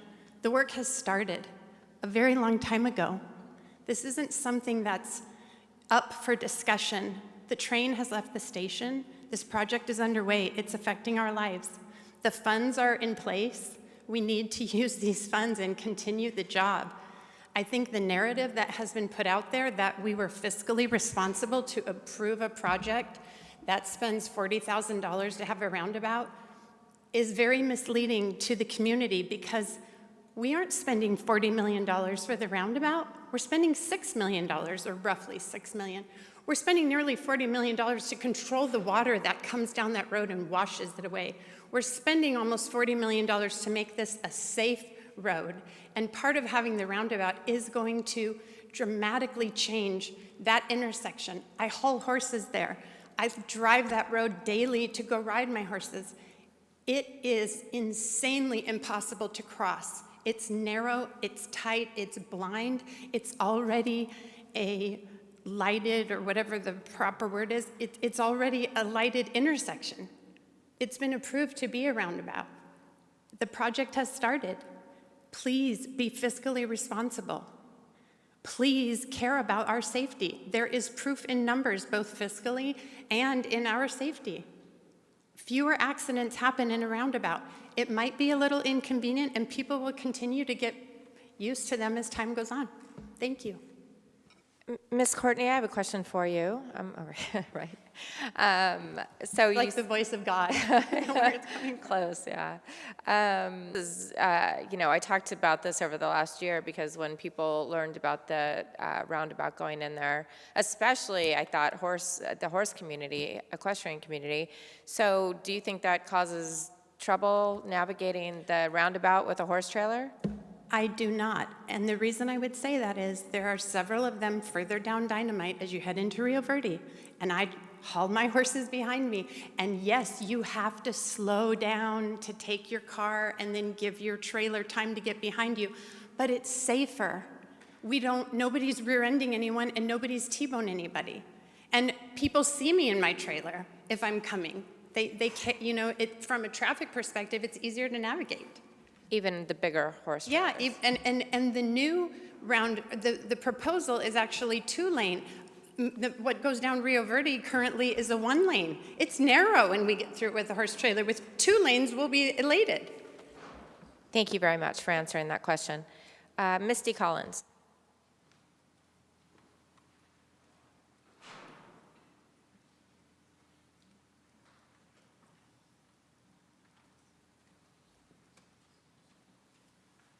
And this is our final speaker. Good evening, Mayor and Council. This is my first time to speak, but it's a topic that's concerning me a bit. My name is Misty Collins, and I am a resident of North Scottsdale, and I live right in the horse properties along between Joe Max and Dynamite and Scottsdale Road and Pima. I have many neighbors that have horses, and I have many neighbors that have lots of friends with horses down Dynamite, so I'm very familiar with that. And from their perspective, as we've been speaking about this, they are concerned about the trailers in the roundabouts. They have to maneuver the ones that they've already put on Dynamite, and it's not an easy thing for some of them. Now, you may have experience that they don't have, but they are very concerned about that. And so I just wanted to bring that notion to the council and let them understand that the horses are important to Scottsdale, and the roundabouts seem to be counterproductive to that.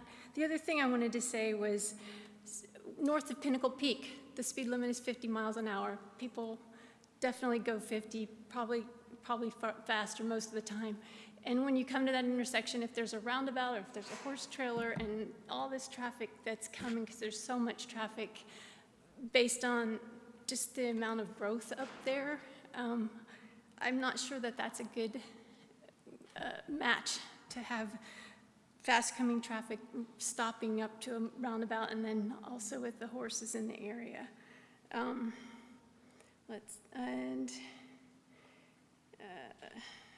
I don't know, we're just really concerned for the horses in the area and for the speed on the traffic coming up Scottsdale Road.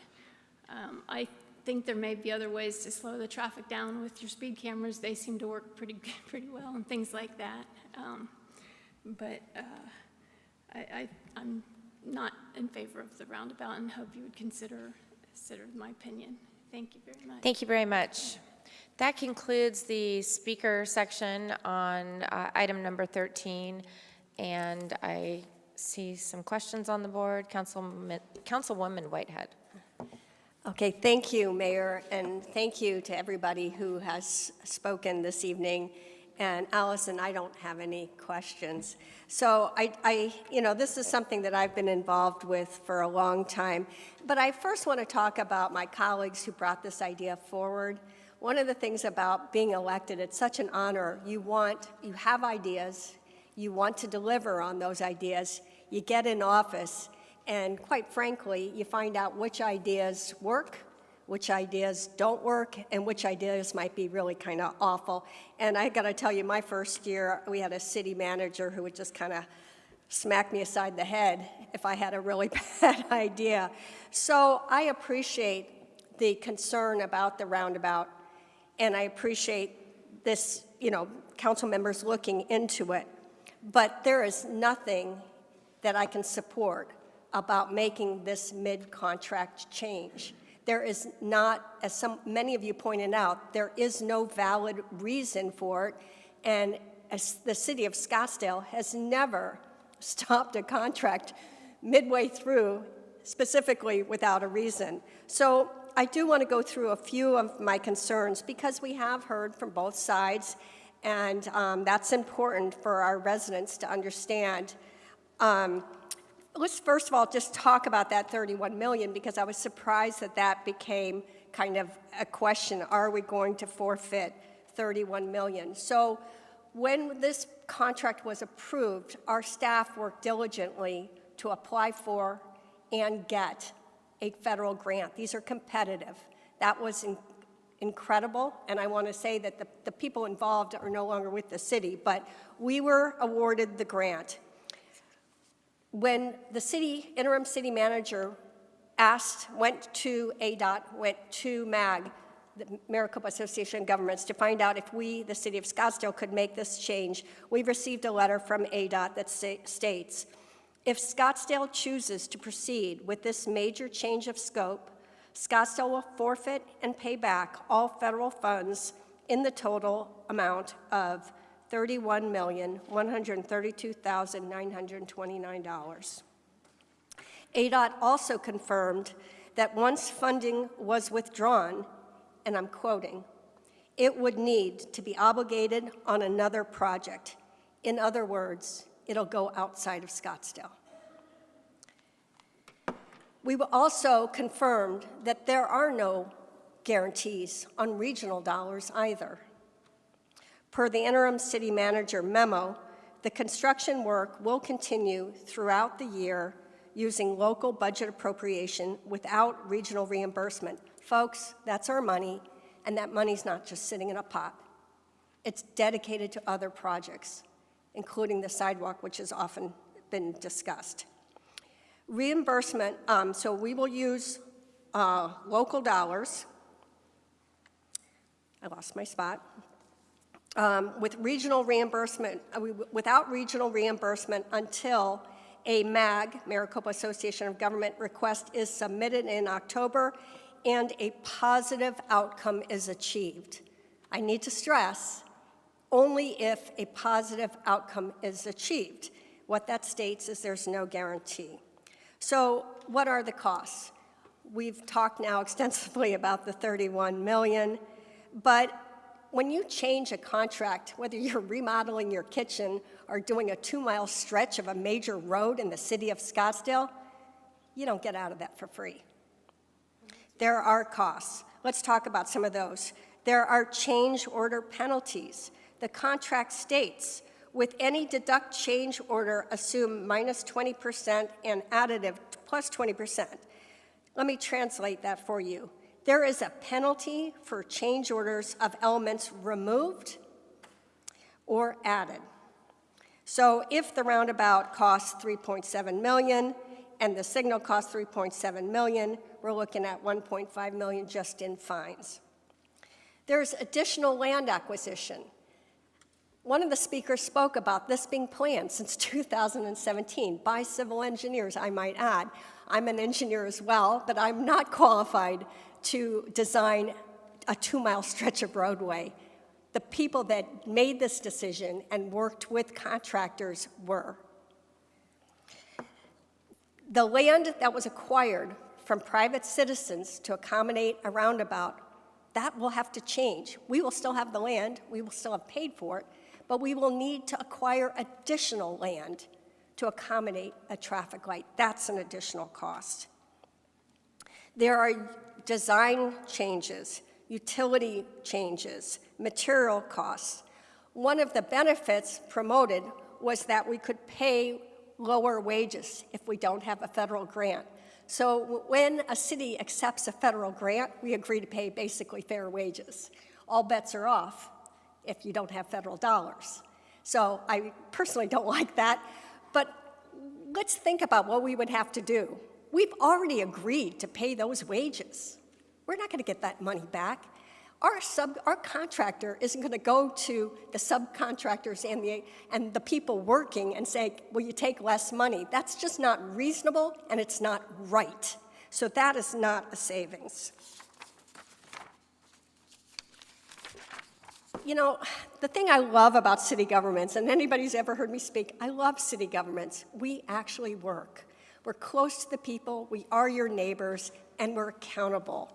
And I have heard from so many reporters over the years of how transparent and honest Scottsdale is as a government. It is the norm for a city to plan for the worst case scenario and work diligently to deliver the best case. But that's not what we're doing here. I asked our interim city manager, where's the worst case scenario and what happens there? What happens then? I'm going to read a quote from his response. The city will need to evaluate steps moving forward. This could involve project cancellations or stopping this project. It's under construction, folks. Or stopping this project where it is and canceling future work. Is that acceptable to anybody in this room? It's not acceptable to me. And as was mentioned, the delays are also unacceptable. You know, just today, I was driving, and there was a major T-bone crash in an intersection. And as former Councilwoman Betty Janik loved your statistics and your data, as she pointed out, we're third in the nation for intersection collisions. So nobody up here on this dais is qualified to tell you if an intersection will be safer this way or that way. We're just not. We're elected to listen to the experts and take their guidance and review the data and make decisions. And that's what this council did last September when we approved this roundabout.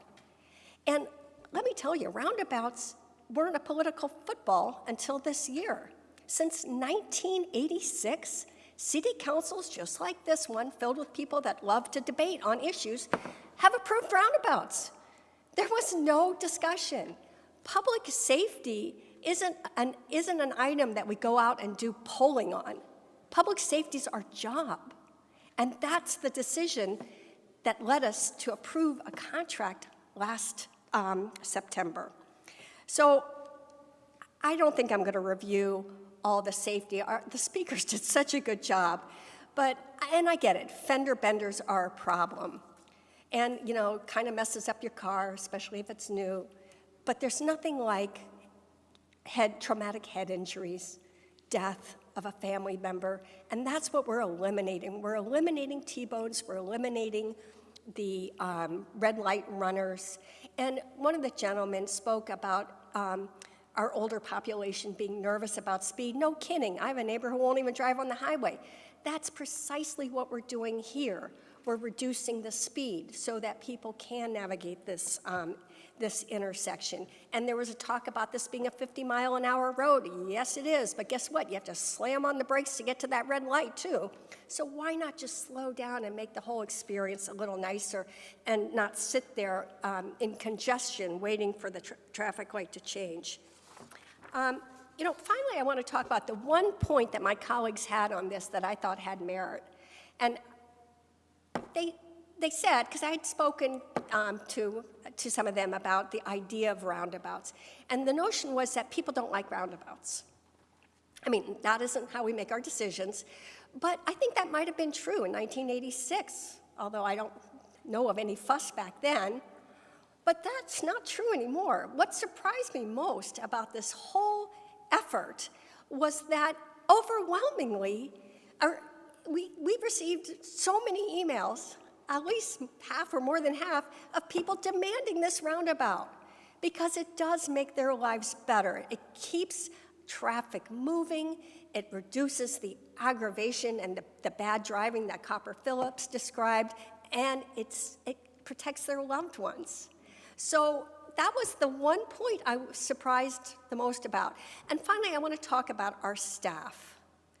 Our staff has spent, since 2017, doing the analysis and coming up with this, winning that federal grant, doing a tremendous amount of work. And I think it has been irresponsible of this council, after getting that initial data and finding out this is actually a terrible idea, to have had our staff work so hard. And I want everybody to know they didn't get paid overtime, but I guarantee you our staff has been working overtime. So I want to especially thank our staff for trying so hard to turn, frankly, a bad idea to be the best it can be. But I adamantly oppose doing this to our city, to our residents, to our financial security. And I hope that my council colleagues will join me and just get this one moving forward. Let's wrap this up. Let's not drag it on another year. And then if we want to have work study sessions and talk about roundabouts, I'm all in. Just roundabouts moving forward. Thank you. Thank you. Councilwoman McKellen. Thank you, Mayor. Thank you, Solange. I also want to thank all of you for being here tonight. I also want to thank the over 287 people that took the time to email me over the last month about this topic.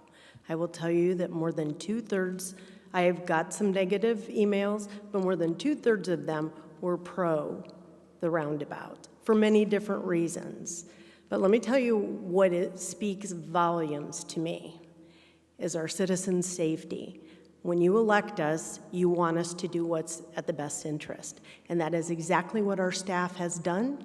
It is what the Regional Transportation Plan since 2008 has said, that this is a good idea. I also want you to understand that there was a fatality at this light.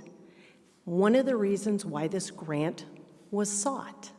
The reason why we received the grant was because the federal funding said this intersection is so horrific, we need a roundabout. So we are trying to help you by keeping this. Our staff worked very hard to have this federal dollars attributed to our city. $31 million some of our council are willing to throw away. We have a budget that's coming in a month that you want us to vote on, and you want to throw away $31 million. It makes absolutely no sense to me. I don't care whether you like it or you don't like it. We are trying to save lives. Let me give you some figures that people didn't talk about tonight. 1 fatality, 7 injuries so severe. I'm trying to think of the term that they used. 7 incapacitating injuries. To me, that says that these people no longer function fully, okay? But they're alive. That's between 2011 and 2015. 1 fatality, 7 incapacitating injuries. Between 2015 and 2019, we had 57 crashes at this intersection, okay? Between 20 and 24, we had 69 crashes at this intersection. So not only is our city trying to keep you safer by creating this and the engineers working on it, if the city votes tonight to not put this in, we are putting ourselves liable for the next person who gets injured at this light. There already is a stoplight there. Making it a better stoplight isn't going to stop these crashes. Traffic studies say a roundabout is better. That's why we've worked so hard to prove it. I don't think facts and figures lie. I tend to be someone who follows research.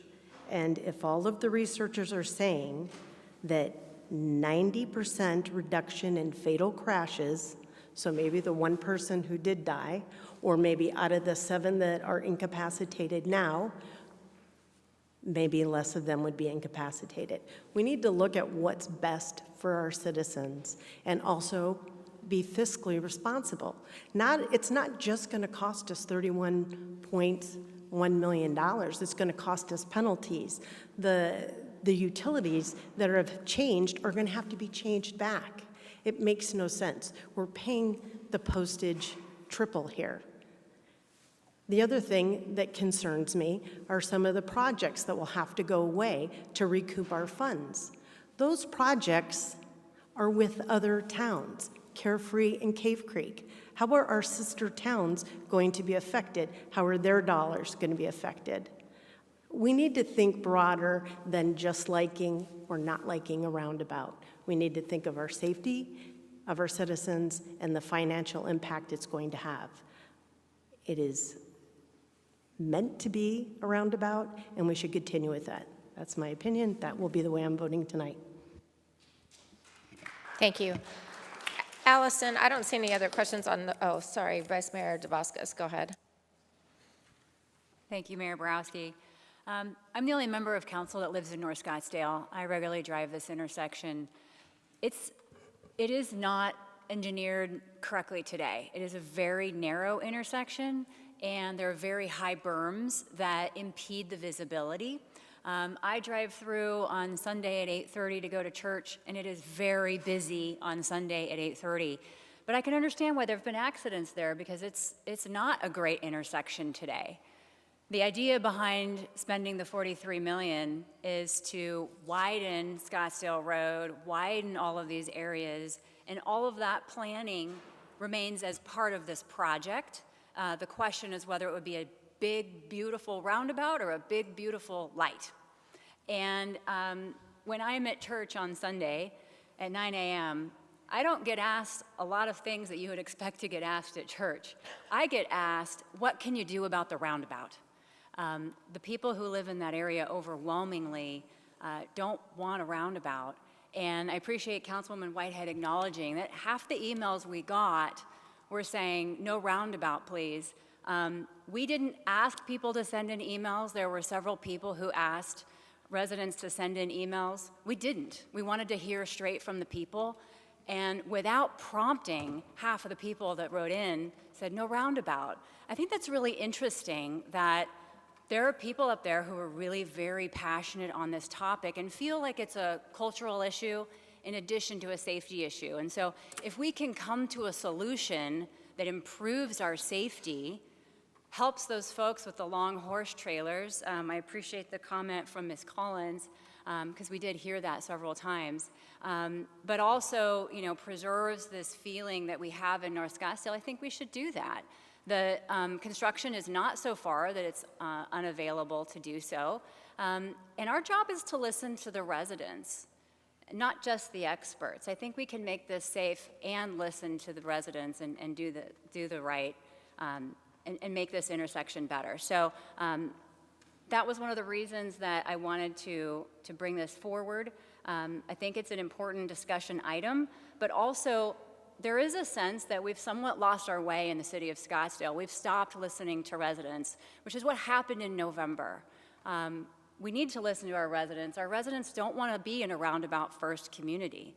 And so that is something that I would like for us to discuss further, if that's in a work study session or not. And so I appreciate the opportunity to talk about it today. Thank you. Councilman Graham. Yeah. Okay. Appreciate the residents that came out and spoke to us. And I will ask Allison if you may have just a few questions for you. Although I see Nathan Dome over there ready to go, aren't you?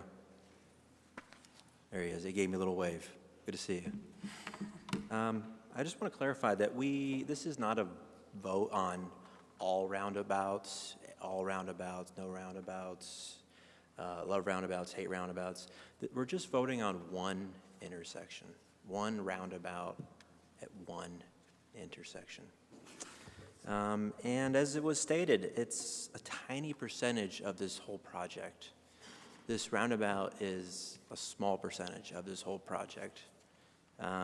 This project is 2 miles long, and it does a lot with safety.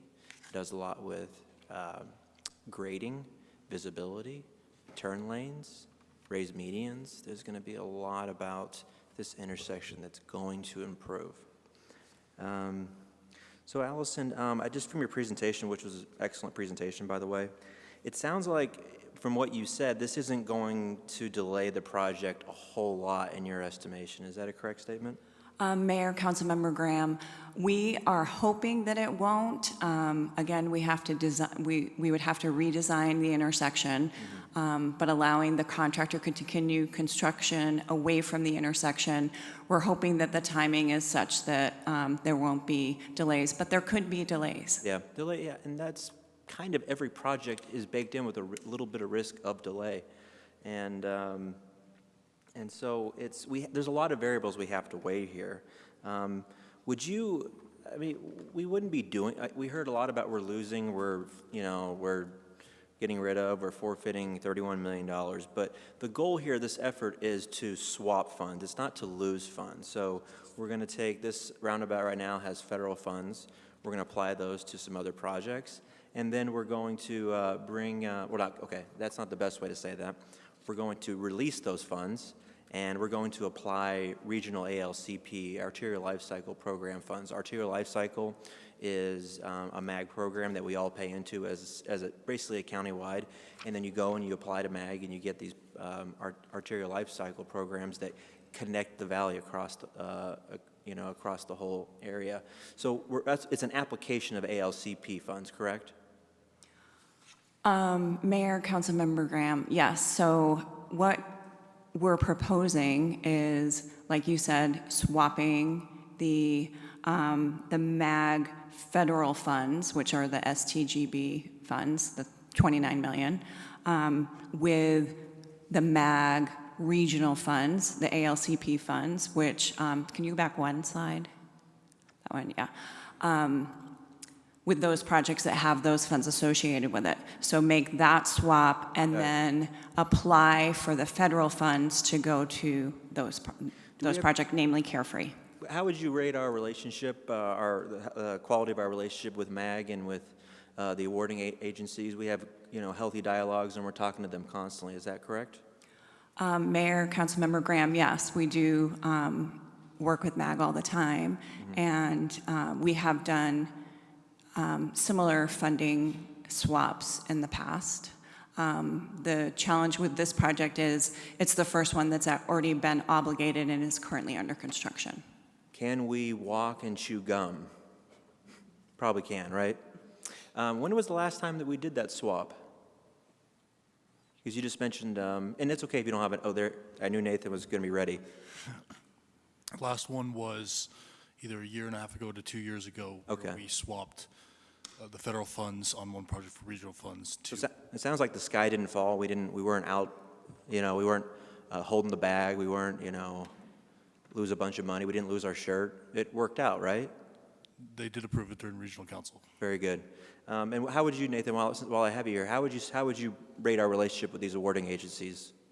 We sit on their committees. We talk to them on a regular basis. So we are actively communicating with ADOT and MAG throughout every business day. There you go. So we got our charming transportation engineers working closely with them. So, well, thank you. Yeah, one presenter said that we're stealing from one project to fund this. I just think that's a mischaracterization of what's going on here. I see this as a swap of funding. I have faith. I have faith in our personnel. We wouldn't be pursuing this if we were going to be losing a big grant, if we were going to be piling up and incurring major penalties. We have to balance lots of factors, and one of those is, like Councilmember Dubowski said, the overwhelming people in the area that live there want to signalize the intersection. So I think we have to respect that. We have to take calculated risks. We have to rely on our professionals. We have to rely on our experts. And we have to move forward very carefully. We're not rushing into this. This is months after the council has been sworn in. We've been talking about it. We've been moving very carefully. And we wouldn't be doing this if we were out stealing funds or losing our shirts on something. Allison, regardless of whether we put a roundabout or traffic lights at this intersection, will this intersection be safer after these improvements are completed? Yes, Mayor, Councilmember Graham. So again, the roundabout was selected for safety and efficiency, but redesigning the traffic signal with some countermeasures can also produce a safer traffic signal than what is existing. And can you say a little more about if, say, this vote were to go through and we were to put a traditional traffic lights, which is what you see at the rest of Scottsdale Road and all of Pima in that area of the city, this would be the one outlier. This would be the entire departure of the entire area. If we were to go with traffic signals, can you say a little more about how what we would do would make the intersection safer?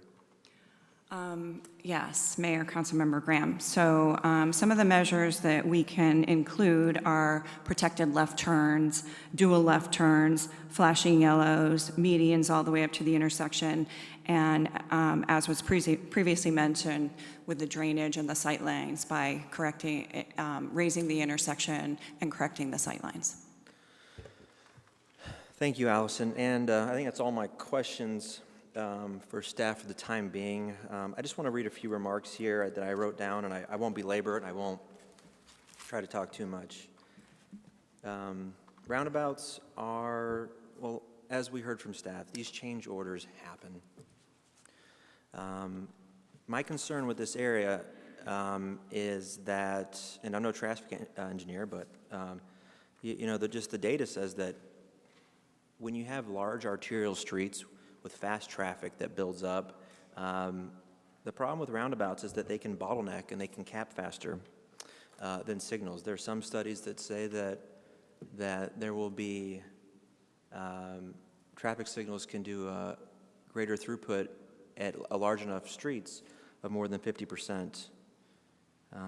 We do hear from residents that tell us that roundabouts do lead to driver confusion, and we have to factor that, especially when you're talking about multi-lane roundabouts and you start thinking about people maybe unwisely changing lanes changing lanes during a roundabout, which can be very confusing. We know that the data is very clear that collisions when you install roundabouts increase in frequency. Again, this is not a debate about all or nothing roundabouts. This is an absolutist either way.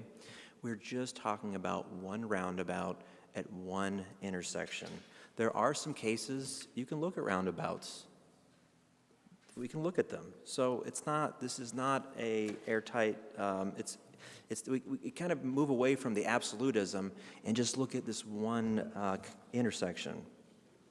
And then lastly, I'll just say that Speaker Eugene Rose, who I thought gave a good speech to us, he talked about, and it's just, even as I'm pouring through this data, it's the human factor.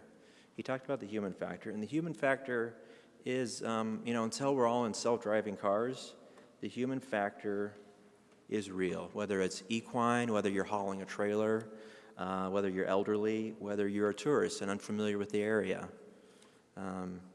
Last thing I want to do before I conclude my remarks is I want to read something that Howard Myers posted. Howard Myers, he authored Prop 420. He's an engineer, and he was served on many commissions. And Mr. Howard Myers, who couldn't be here tonight because he's traveling, he says, even the city traffic engineers recognize roundabouts don't work when traffic volumes are high, but they claim the volume on Scottsdale Road is moderate, so they think they might work. He's not sure what they mean by moderate, because he believes, Mr. Howard Myers, who lives in the area, that the traffic volume in that part of Scottsdale is very high. They also made it a two-lane roundabout, recognizing the volume is near the upper end, but those types of roundabouts are far more dangerous with people trying to change lanes in the circle and not having good visibility of traffic in the circle.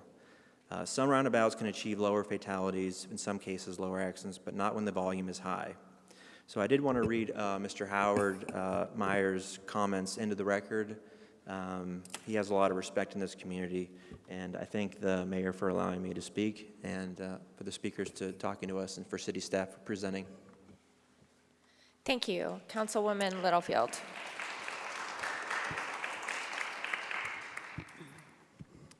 Thank you, Mayor.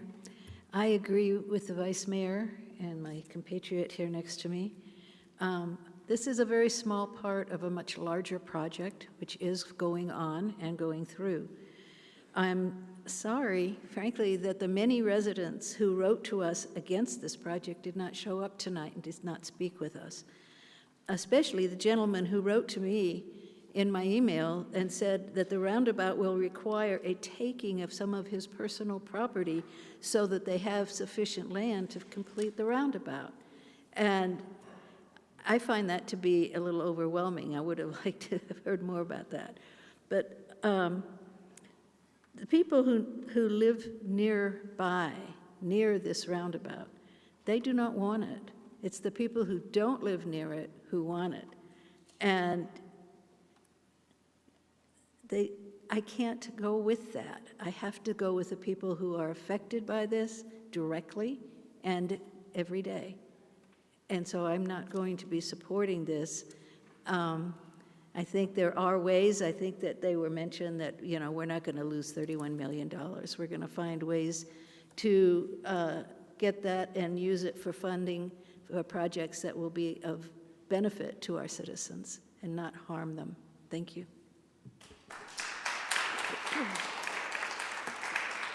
Councilwoman Whitehead. So the one thing about our community is we're active, we're engaged, and we're passionate, and that's always a good thing.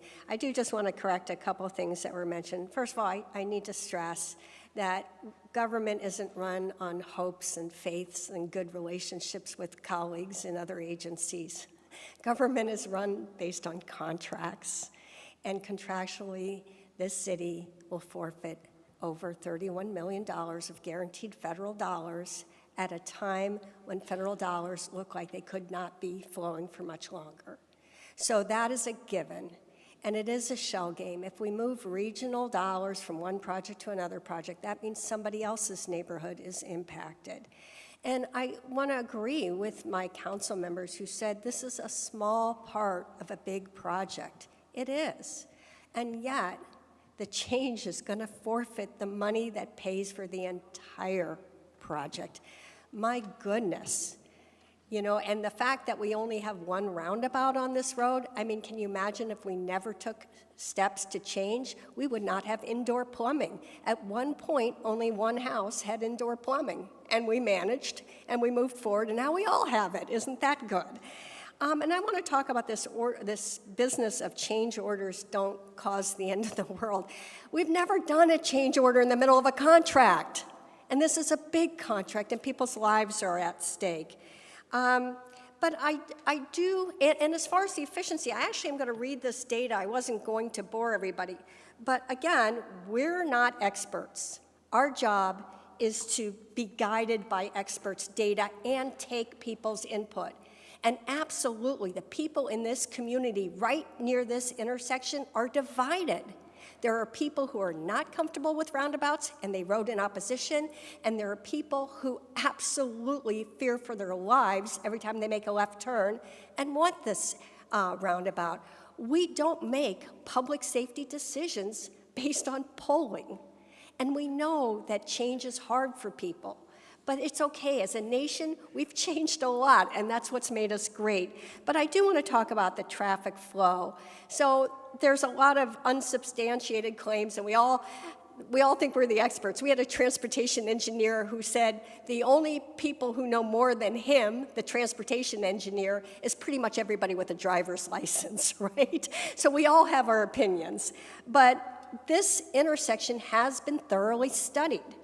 And it's counterintuitive, but with a roundabout, drivers slow down and get to their destination faster. The roundabout will deliver an A-level level of service. That's flow. That's how fast you get through and you're alive. And a new traffic light, the current traffic light, we're at an F as in you failed. The new traffic light will deliver a D as in dog. The roundabout is better, it's safer, and it'll get people to their destination faster. When I first got onto this city council, I met with a transportation engineer because I was a little bit concerned about the roundabouts too. And he told me, you'll go through the roundabout, you'll come out the other side cranky but alive. And that sold me. And actually, I've gotten really used to roundabouts, and I get pretty cranky when I go to California and I'm stuck at a traffic light because they haven't bought on, like Scottsdale, to roundabouts where roundabouts are needed. So I just wanted to provide that clarification. And again, for my colleagues who want to talk about roundabouts, let's do it without forfeiting $31 million. I'm all in. Thank you. Thank you. I think I have Councilwoman McCallan, and then we're going to go around again, it looks like. Thank you, Mayor. I have a question for Allison or Nathan. My question is, the project that goes to the Carefree Highway, what other towns will that affect, and have they been contacted if we're not able to do those projects? The limits of the project are within the city of Scottsdale. Okay. Basically, our jurisdiction goes through the entire right-of-way of that corridor, so we are maintaining that project. They are adjacent to the town of Carefree, and we are in coordination with the town of Cave Creek to talk about extending it and adding improvements all the way to Cave Creek Road, which would be in their jurisdiction, but for the most part, it's in our jurisdiction. So our project is within our jurisdiction. So we haven't talked to them yet about any changes, whether it becomes a federal project. Okay. The changes, if that went through in October, would be just the applying the federal requirements to the project. The project would stay the same, the design would stay the same. It's just putting in for the federal requirements of NEPA and utility coordination.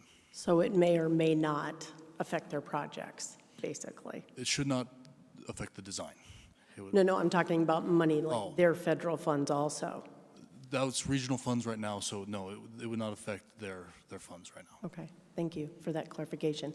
Allison, my next question, my colleague here said that we're taking, and this was Councilman Graham, a calculated risk if we let go of these funds. We may not receive federal dollars again. Is that true? It's a possibility that we may not get funds. We'll apply for them, and you guys will work hard for them, but there is the possibility we'll lose this money. Mayor, Councilman McAllen, so the federal dollars are through MAG. So MAG has regional dollars and federal dollars. So the intent here is because it's through MAG that the federal dollars will still stay with the city and we would be able to reapply them to another project. That's what the intent of this is. With their approval, but they could deny it? Correct. Okay, that's all I wanted to know. Again, more than half the people who reached out to me were for this. I'm just going to reiterate that. I know some people aren't happy with it, but I think that we are supposed to be good stewards in the way that we use your tax dollars.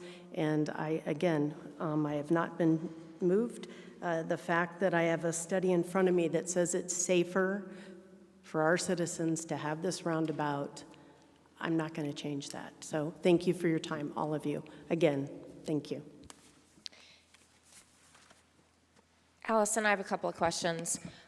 You talked about delay, that there will be delay. Can you quantify the delay, and what does the delay depend on? I think you talked about it. It depends on a couple of different factors. Yes, can you pull up the slide that shows the timeline? Yeah, thank you. Okay, so we've prepared this just based on some assumptions. So again, the redesign of the intersection would take about 8 months. We would have to acquire some additional right-of-way, and we're estimating that to take 8 to 9 months. And then the third-party utility relocations, again, we have to get further enough into the design to determine if the utilities need to relocate. And then the traffic signal procurement, which, again, a long lead time. So with the construction continuing on the roadway segments to the north and to the south of the intersection, we'd be working on the redesign of the intersection with all these other factors and targeting to be able to be under construction of the intersection before there are any delays in the contract. But again, we can't guarantee that. Why? What does it depend on? It depends on all of these items happening according to this schedule. So you're just speculating on that timeline, basically? Correct. Okay. It's an estimate. Okay. And then the second question I have, there's been a lot of talk about swapping funds. Can anyone guarantee that we're going to get replacement funding at this point for this project? Mayor, no, it's not a 100% guarantee, but we will work with MAG to see if we can achieve it. And I think you mentioned that if we pass this tonight, that City Manager Greg Caton is required to write a letter acknowledging the risks of forfeit. Can you talk about that? That's correct. MAG has requested that if we do make this change, that we write a letter to them letting them know that we understand that there is a risk that we would not maintain the funding. And what does that mean? If we didn't maintain the funding, where would the money come from to do this project if it changed scope? So if we didn't receive the funding, I guess there's a couple of alternatives. We could do the project up to the point where we have expended local dollars and stop. Or we could look at other projects that are currently scheduled that we could transfer the funds to and delay those projects until funding is available.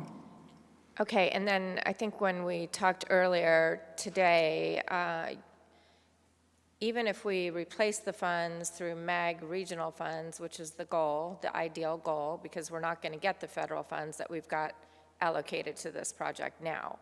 We would hope to get those applied to different projects in the future. Okay.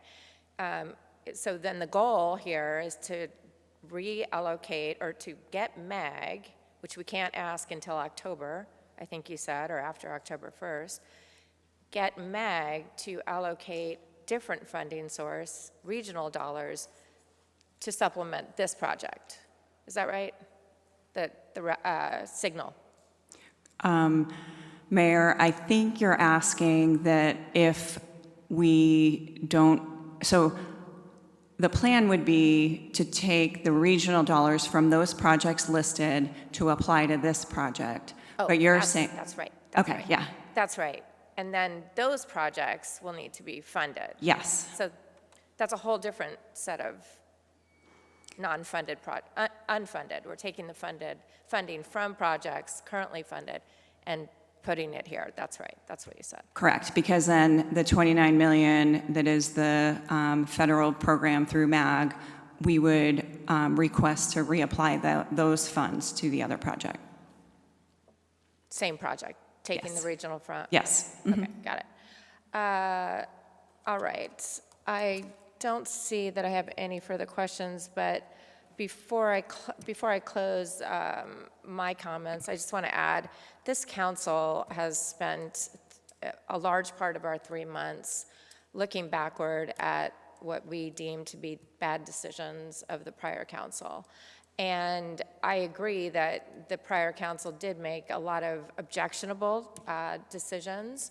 And as we've tried to undo some of those, some have been, I don't know, maybe perfect, close to perfect. Some have not.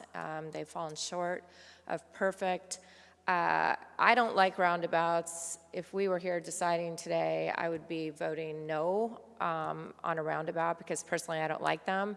I was interested, very, very interested in the fact that it's not surprising to me that my office received 2/3 in support of keeping the roundabout, 1/3 in support of getting rid of the roundabout in favor of a signal. I wasn't surprised about that because the email campaign can be easily executed. I'm surprised by how many people showed up, really, to speak in favor of the roundabout, and many of which, contrary to a comment that was made, do actually live right there. And I was even more surprised that I know 3 people really, really well here, 2 of which spoke in favor of the roundabout, and 1 spoke against it. So it's definitely a 2/3, 1/3 split for me at this point. And you know, Lee Courtney spoke about that was always a big concern about the horse trailers, and I think, you know, contrary to the gal that said about the horses, I was concerned about that too.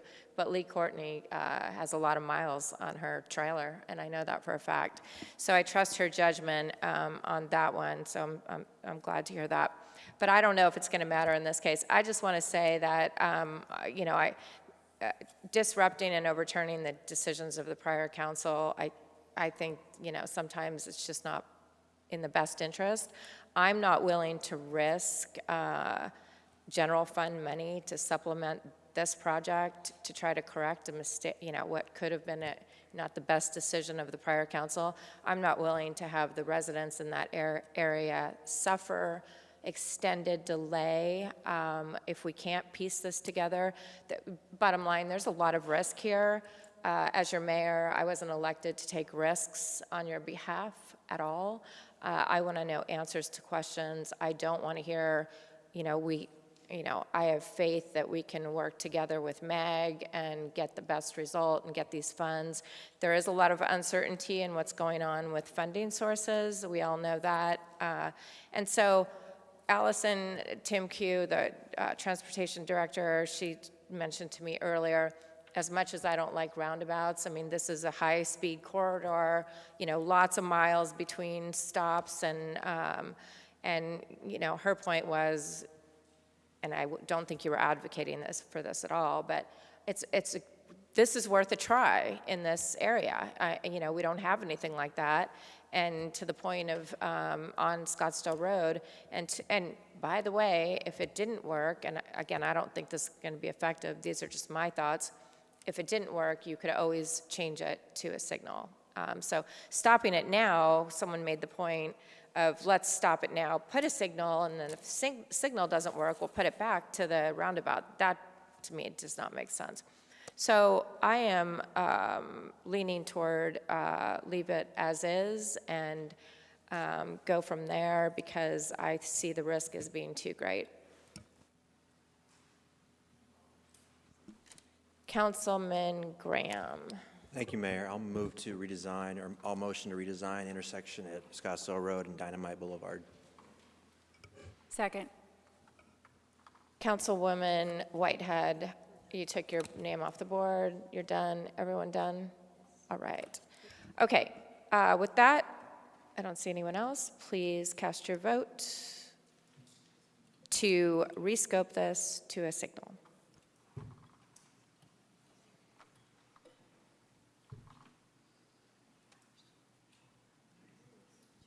With that, the motion passes. Thank you very much to everyone who showed up. We appreciate your input.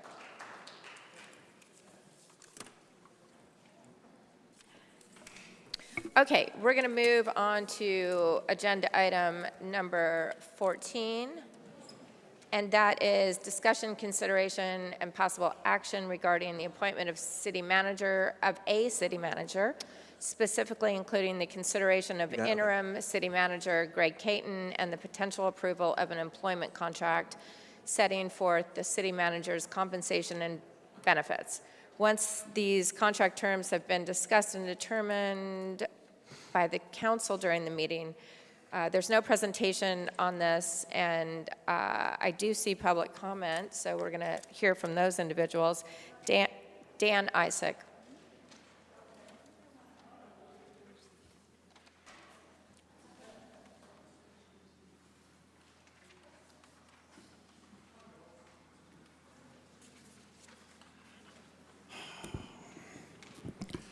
Dan Isaac, address still on record. I'd like to take Mr. Graham at his word that we should rely on experts. The experts said, do a roundabout. You chose not to.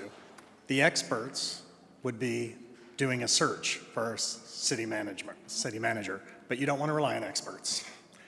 Scottsdale is one of the most sought-after cities in which to live and a top tourist destination with millions of visitors. It is also, or at least used to be, a sought-after place for municipal staff.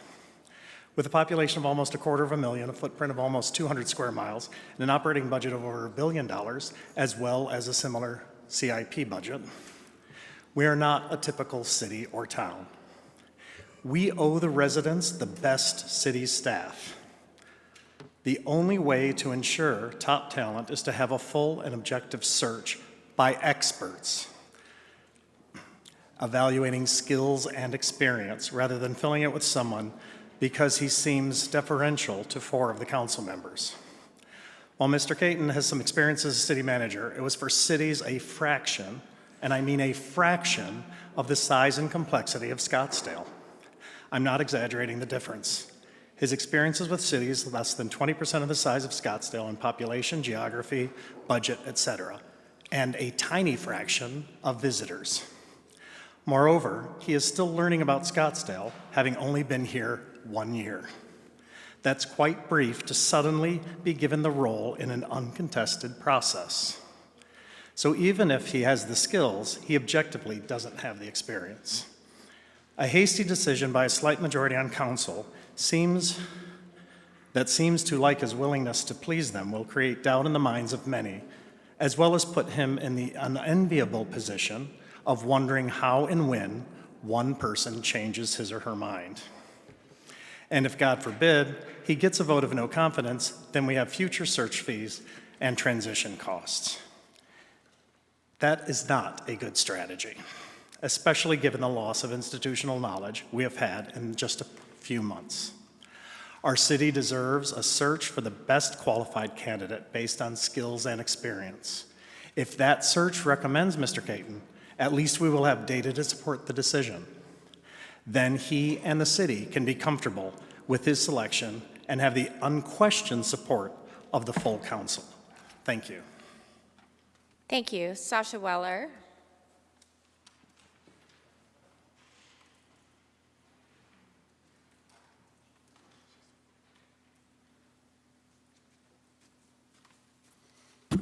Good evening. Sasha Weller, Scottsdale Firefighters Association, 3370 North Hayden Road. Mayor Borowski, Vice Mayor Dubascus, members of council. I would like to rise and come and speak with you in favor of the selection of Greg Caton to be our permanent city manager. Right now what the city needs is some permanence. It needs some steady leadership. It needs a steady hand on the wheel. Had the opportunity to work with Greg over the past 10 months. We don't always agree on everything, but I know him to be an honest man, and I know him to be a person of integrity. That said, I didn't always agree with Jan Dolan. I didn't always agree with Fritz Behring. I didn't always agree with David Reich. I haven't agreed with every city manager over 25 years. There is no perfect candidate out there. What we need is somebody who's going to be dedicated to our city, and I think that Greg will do that. Over the past 20 years, we've had 7 city managers and a similar number of interim city managers. And what I can tell you as a city employee for those many years, where we are most vulnerable is when we have interims, when we don't know when we don't know what the direction is. And so every time that we have a loss of a city manager, and every time that we end up in a long, exhaustive search, as employees, we end up more siloed, we end up with less direction, and it takes years to get back to a place of cohesion and to a place of teamwork. We have a great amount of we have a great city here, we have a great amount of dedicated city employees, and what we're looking for is some strong leadership, and I think Greg will do that. I thank you. Thank you, Sasha. I don't see any more requests for citizen input. So with that, Councilman Graham.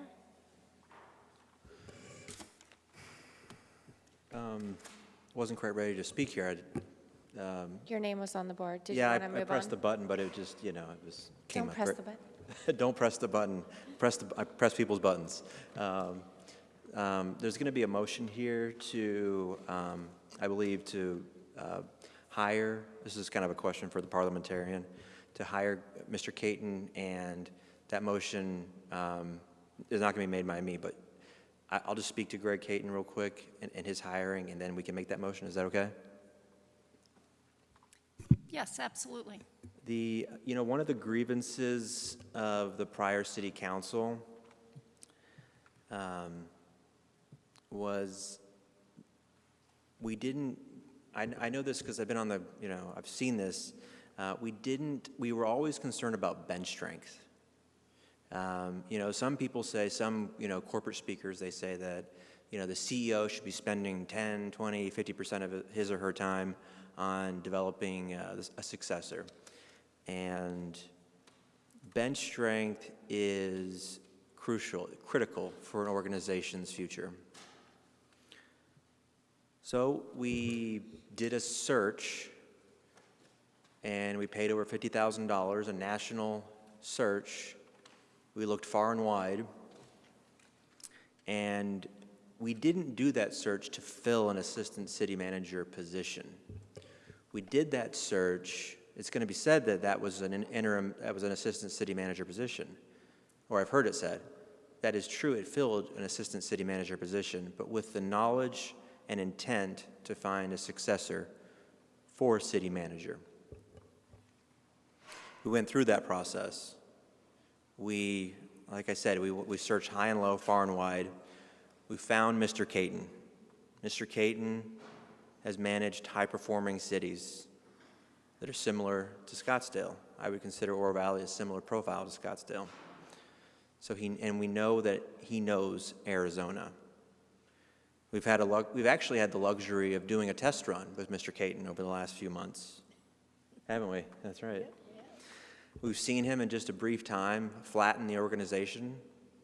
We've seen him cut duplicative positions, rein in there, create some efficiencies with the org chart.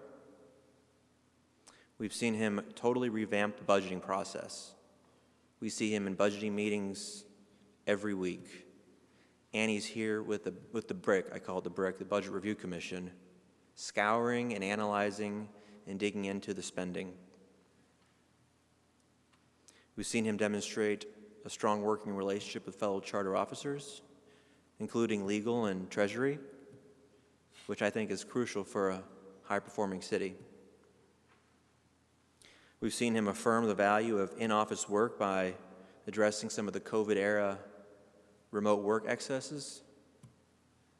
And we've seen him widen and deepen the city's communication channels with both the city council and with residents. And so I'll conclude my remarks with that, but when a motion gets made, I'll be supporting the hiring of Mr. Caton. Thank you. Thank you, Vice Mayor DeBoscus. Thank you, Mayor Borowski. I'd like to echo many of Councilman Graham's statements. I really appreciate that Mr. Caton approaches the city with a business eye. What can we do to be more efficient? What can we do to be more customer service oriented? One of the things that a charter officer said to me is that a city manager really should be balanced between their activities that they do internally for the city as well as externally. And we may have had in the past, an imbalance. And what I see with Mr. Caton is that he's very focused on the operations of the city. Some of the things that he gets excited about are improving our roads, which I think is very important, but something that's often overlooked. We do have a lot of potholes. We need to fix it. Mr. Caton is very excited about doing that. I love that about him. So, yeah, so, with his focus on the city, I think that's very important, but also the balance that was mentioned to me by the charter officer. I have had several outside partners reach out and call me and say, we really appreciate his customer service focus and resolving our issues, and not saying, well, this is the way we've always done it, but saying, what is the problem, and thinking through a creative solution of how we can help. So I really appreciate that. So I'll make a motion to appoint Greg Caton as a city manager effective April 19, 2025, authorize and direct the mayor to execute April 9th, 2025, authorize and direct the mayor to execute contract number 2025-068 COS, which follows the template contract set forth in the agenda materials on behalf of the city of Scottsdale, with the following additions. The contract sets forth the mayor's annual base salary, the city manager's base salary, sorry, Lisa. The city manager's base salary at $369,000, and provides that in the event of termination, a severance payment in the amount of 6 months of his annual base compensation will be paid under the standard terms, and provides all standard employee benefits for which employees with 10 years of service are eligible. Second, or did you want a second? I retract my second, so Councilmember Littlefield. Yes, I will second that, and I'm very happy to do so. I've watched Mr. Caton work over the last few months as the interim city manager, and I think he has done a superb job. He's fixed a lot of problems, and he fixed problems that I wasn't even aware was a problem until it was fixed. And I think he will be an excellent city manager for our city, and he'll do a fine job. And thank you. Thank you. I don't see any other speakers on the board. I just want to say that I've been candid about my reservations when it comes to abandoning the search that we had originally agreed to do. And I still do feel strongly about that. Having said that, I think that Greg Caton, you've been very responsive when I've asked you to be with citizens, and I am going to support your nomination tonight as a showing of support and huge encouragement that you will respond equally to all the council members and all the citizens wholeheartedly and faithfully on behalf of the city. So I wish you the best of luck. With that, please register your vote.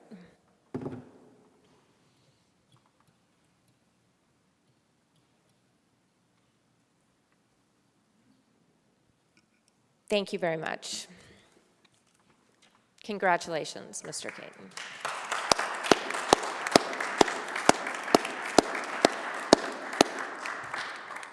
All right, we have one final mayor and council item before we close tonight, and that is, let's see here, I think it was Councilwoman Whitehead.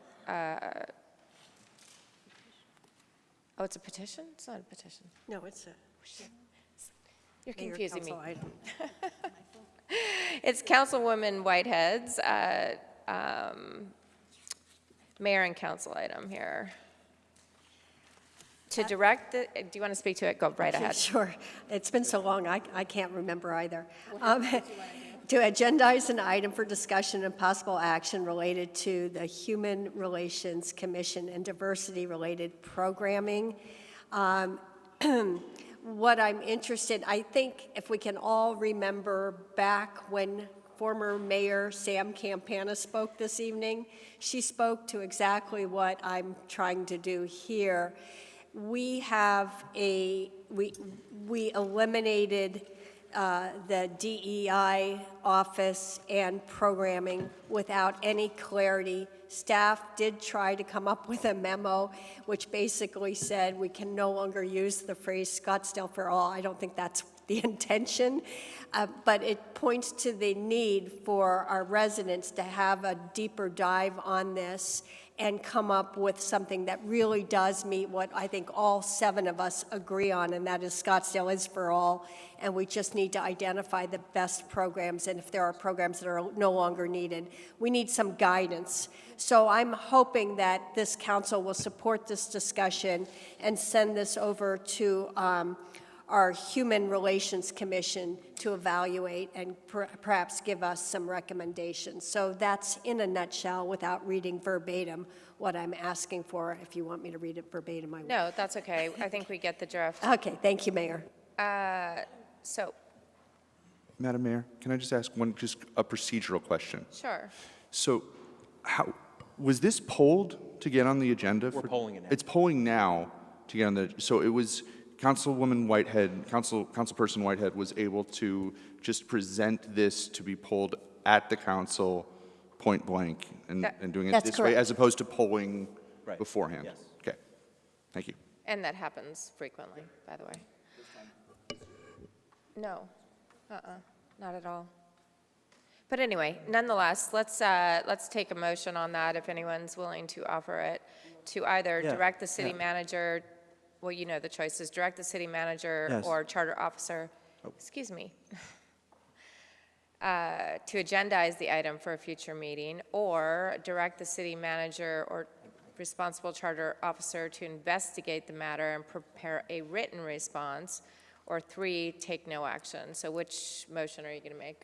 Yes, thank you. I did leave off the critical part. My motion is to direct the city manager to agendize this item for a future meeting. So that's my motion. And I'd like to second it. Point of order, can I make an alternate motion at this time? Yes, you can, Councilman Graham. I can do that? Okay. I'll move to direct the city manager or responsible charter officer to investigate matter and prepare a written response to council. Second. May I speak to that? I will support that as well. All right, we have a motion on the table. All those in favor, please indicate by aye or yes button. All right. That motion passes unanimously. Thank you. All right. That concludes our regular agenda, and as indicated at the opening, we are now recessing to back into executive session. So thank you all for being here.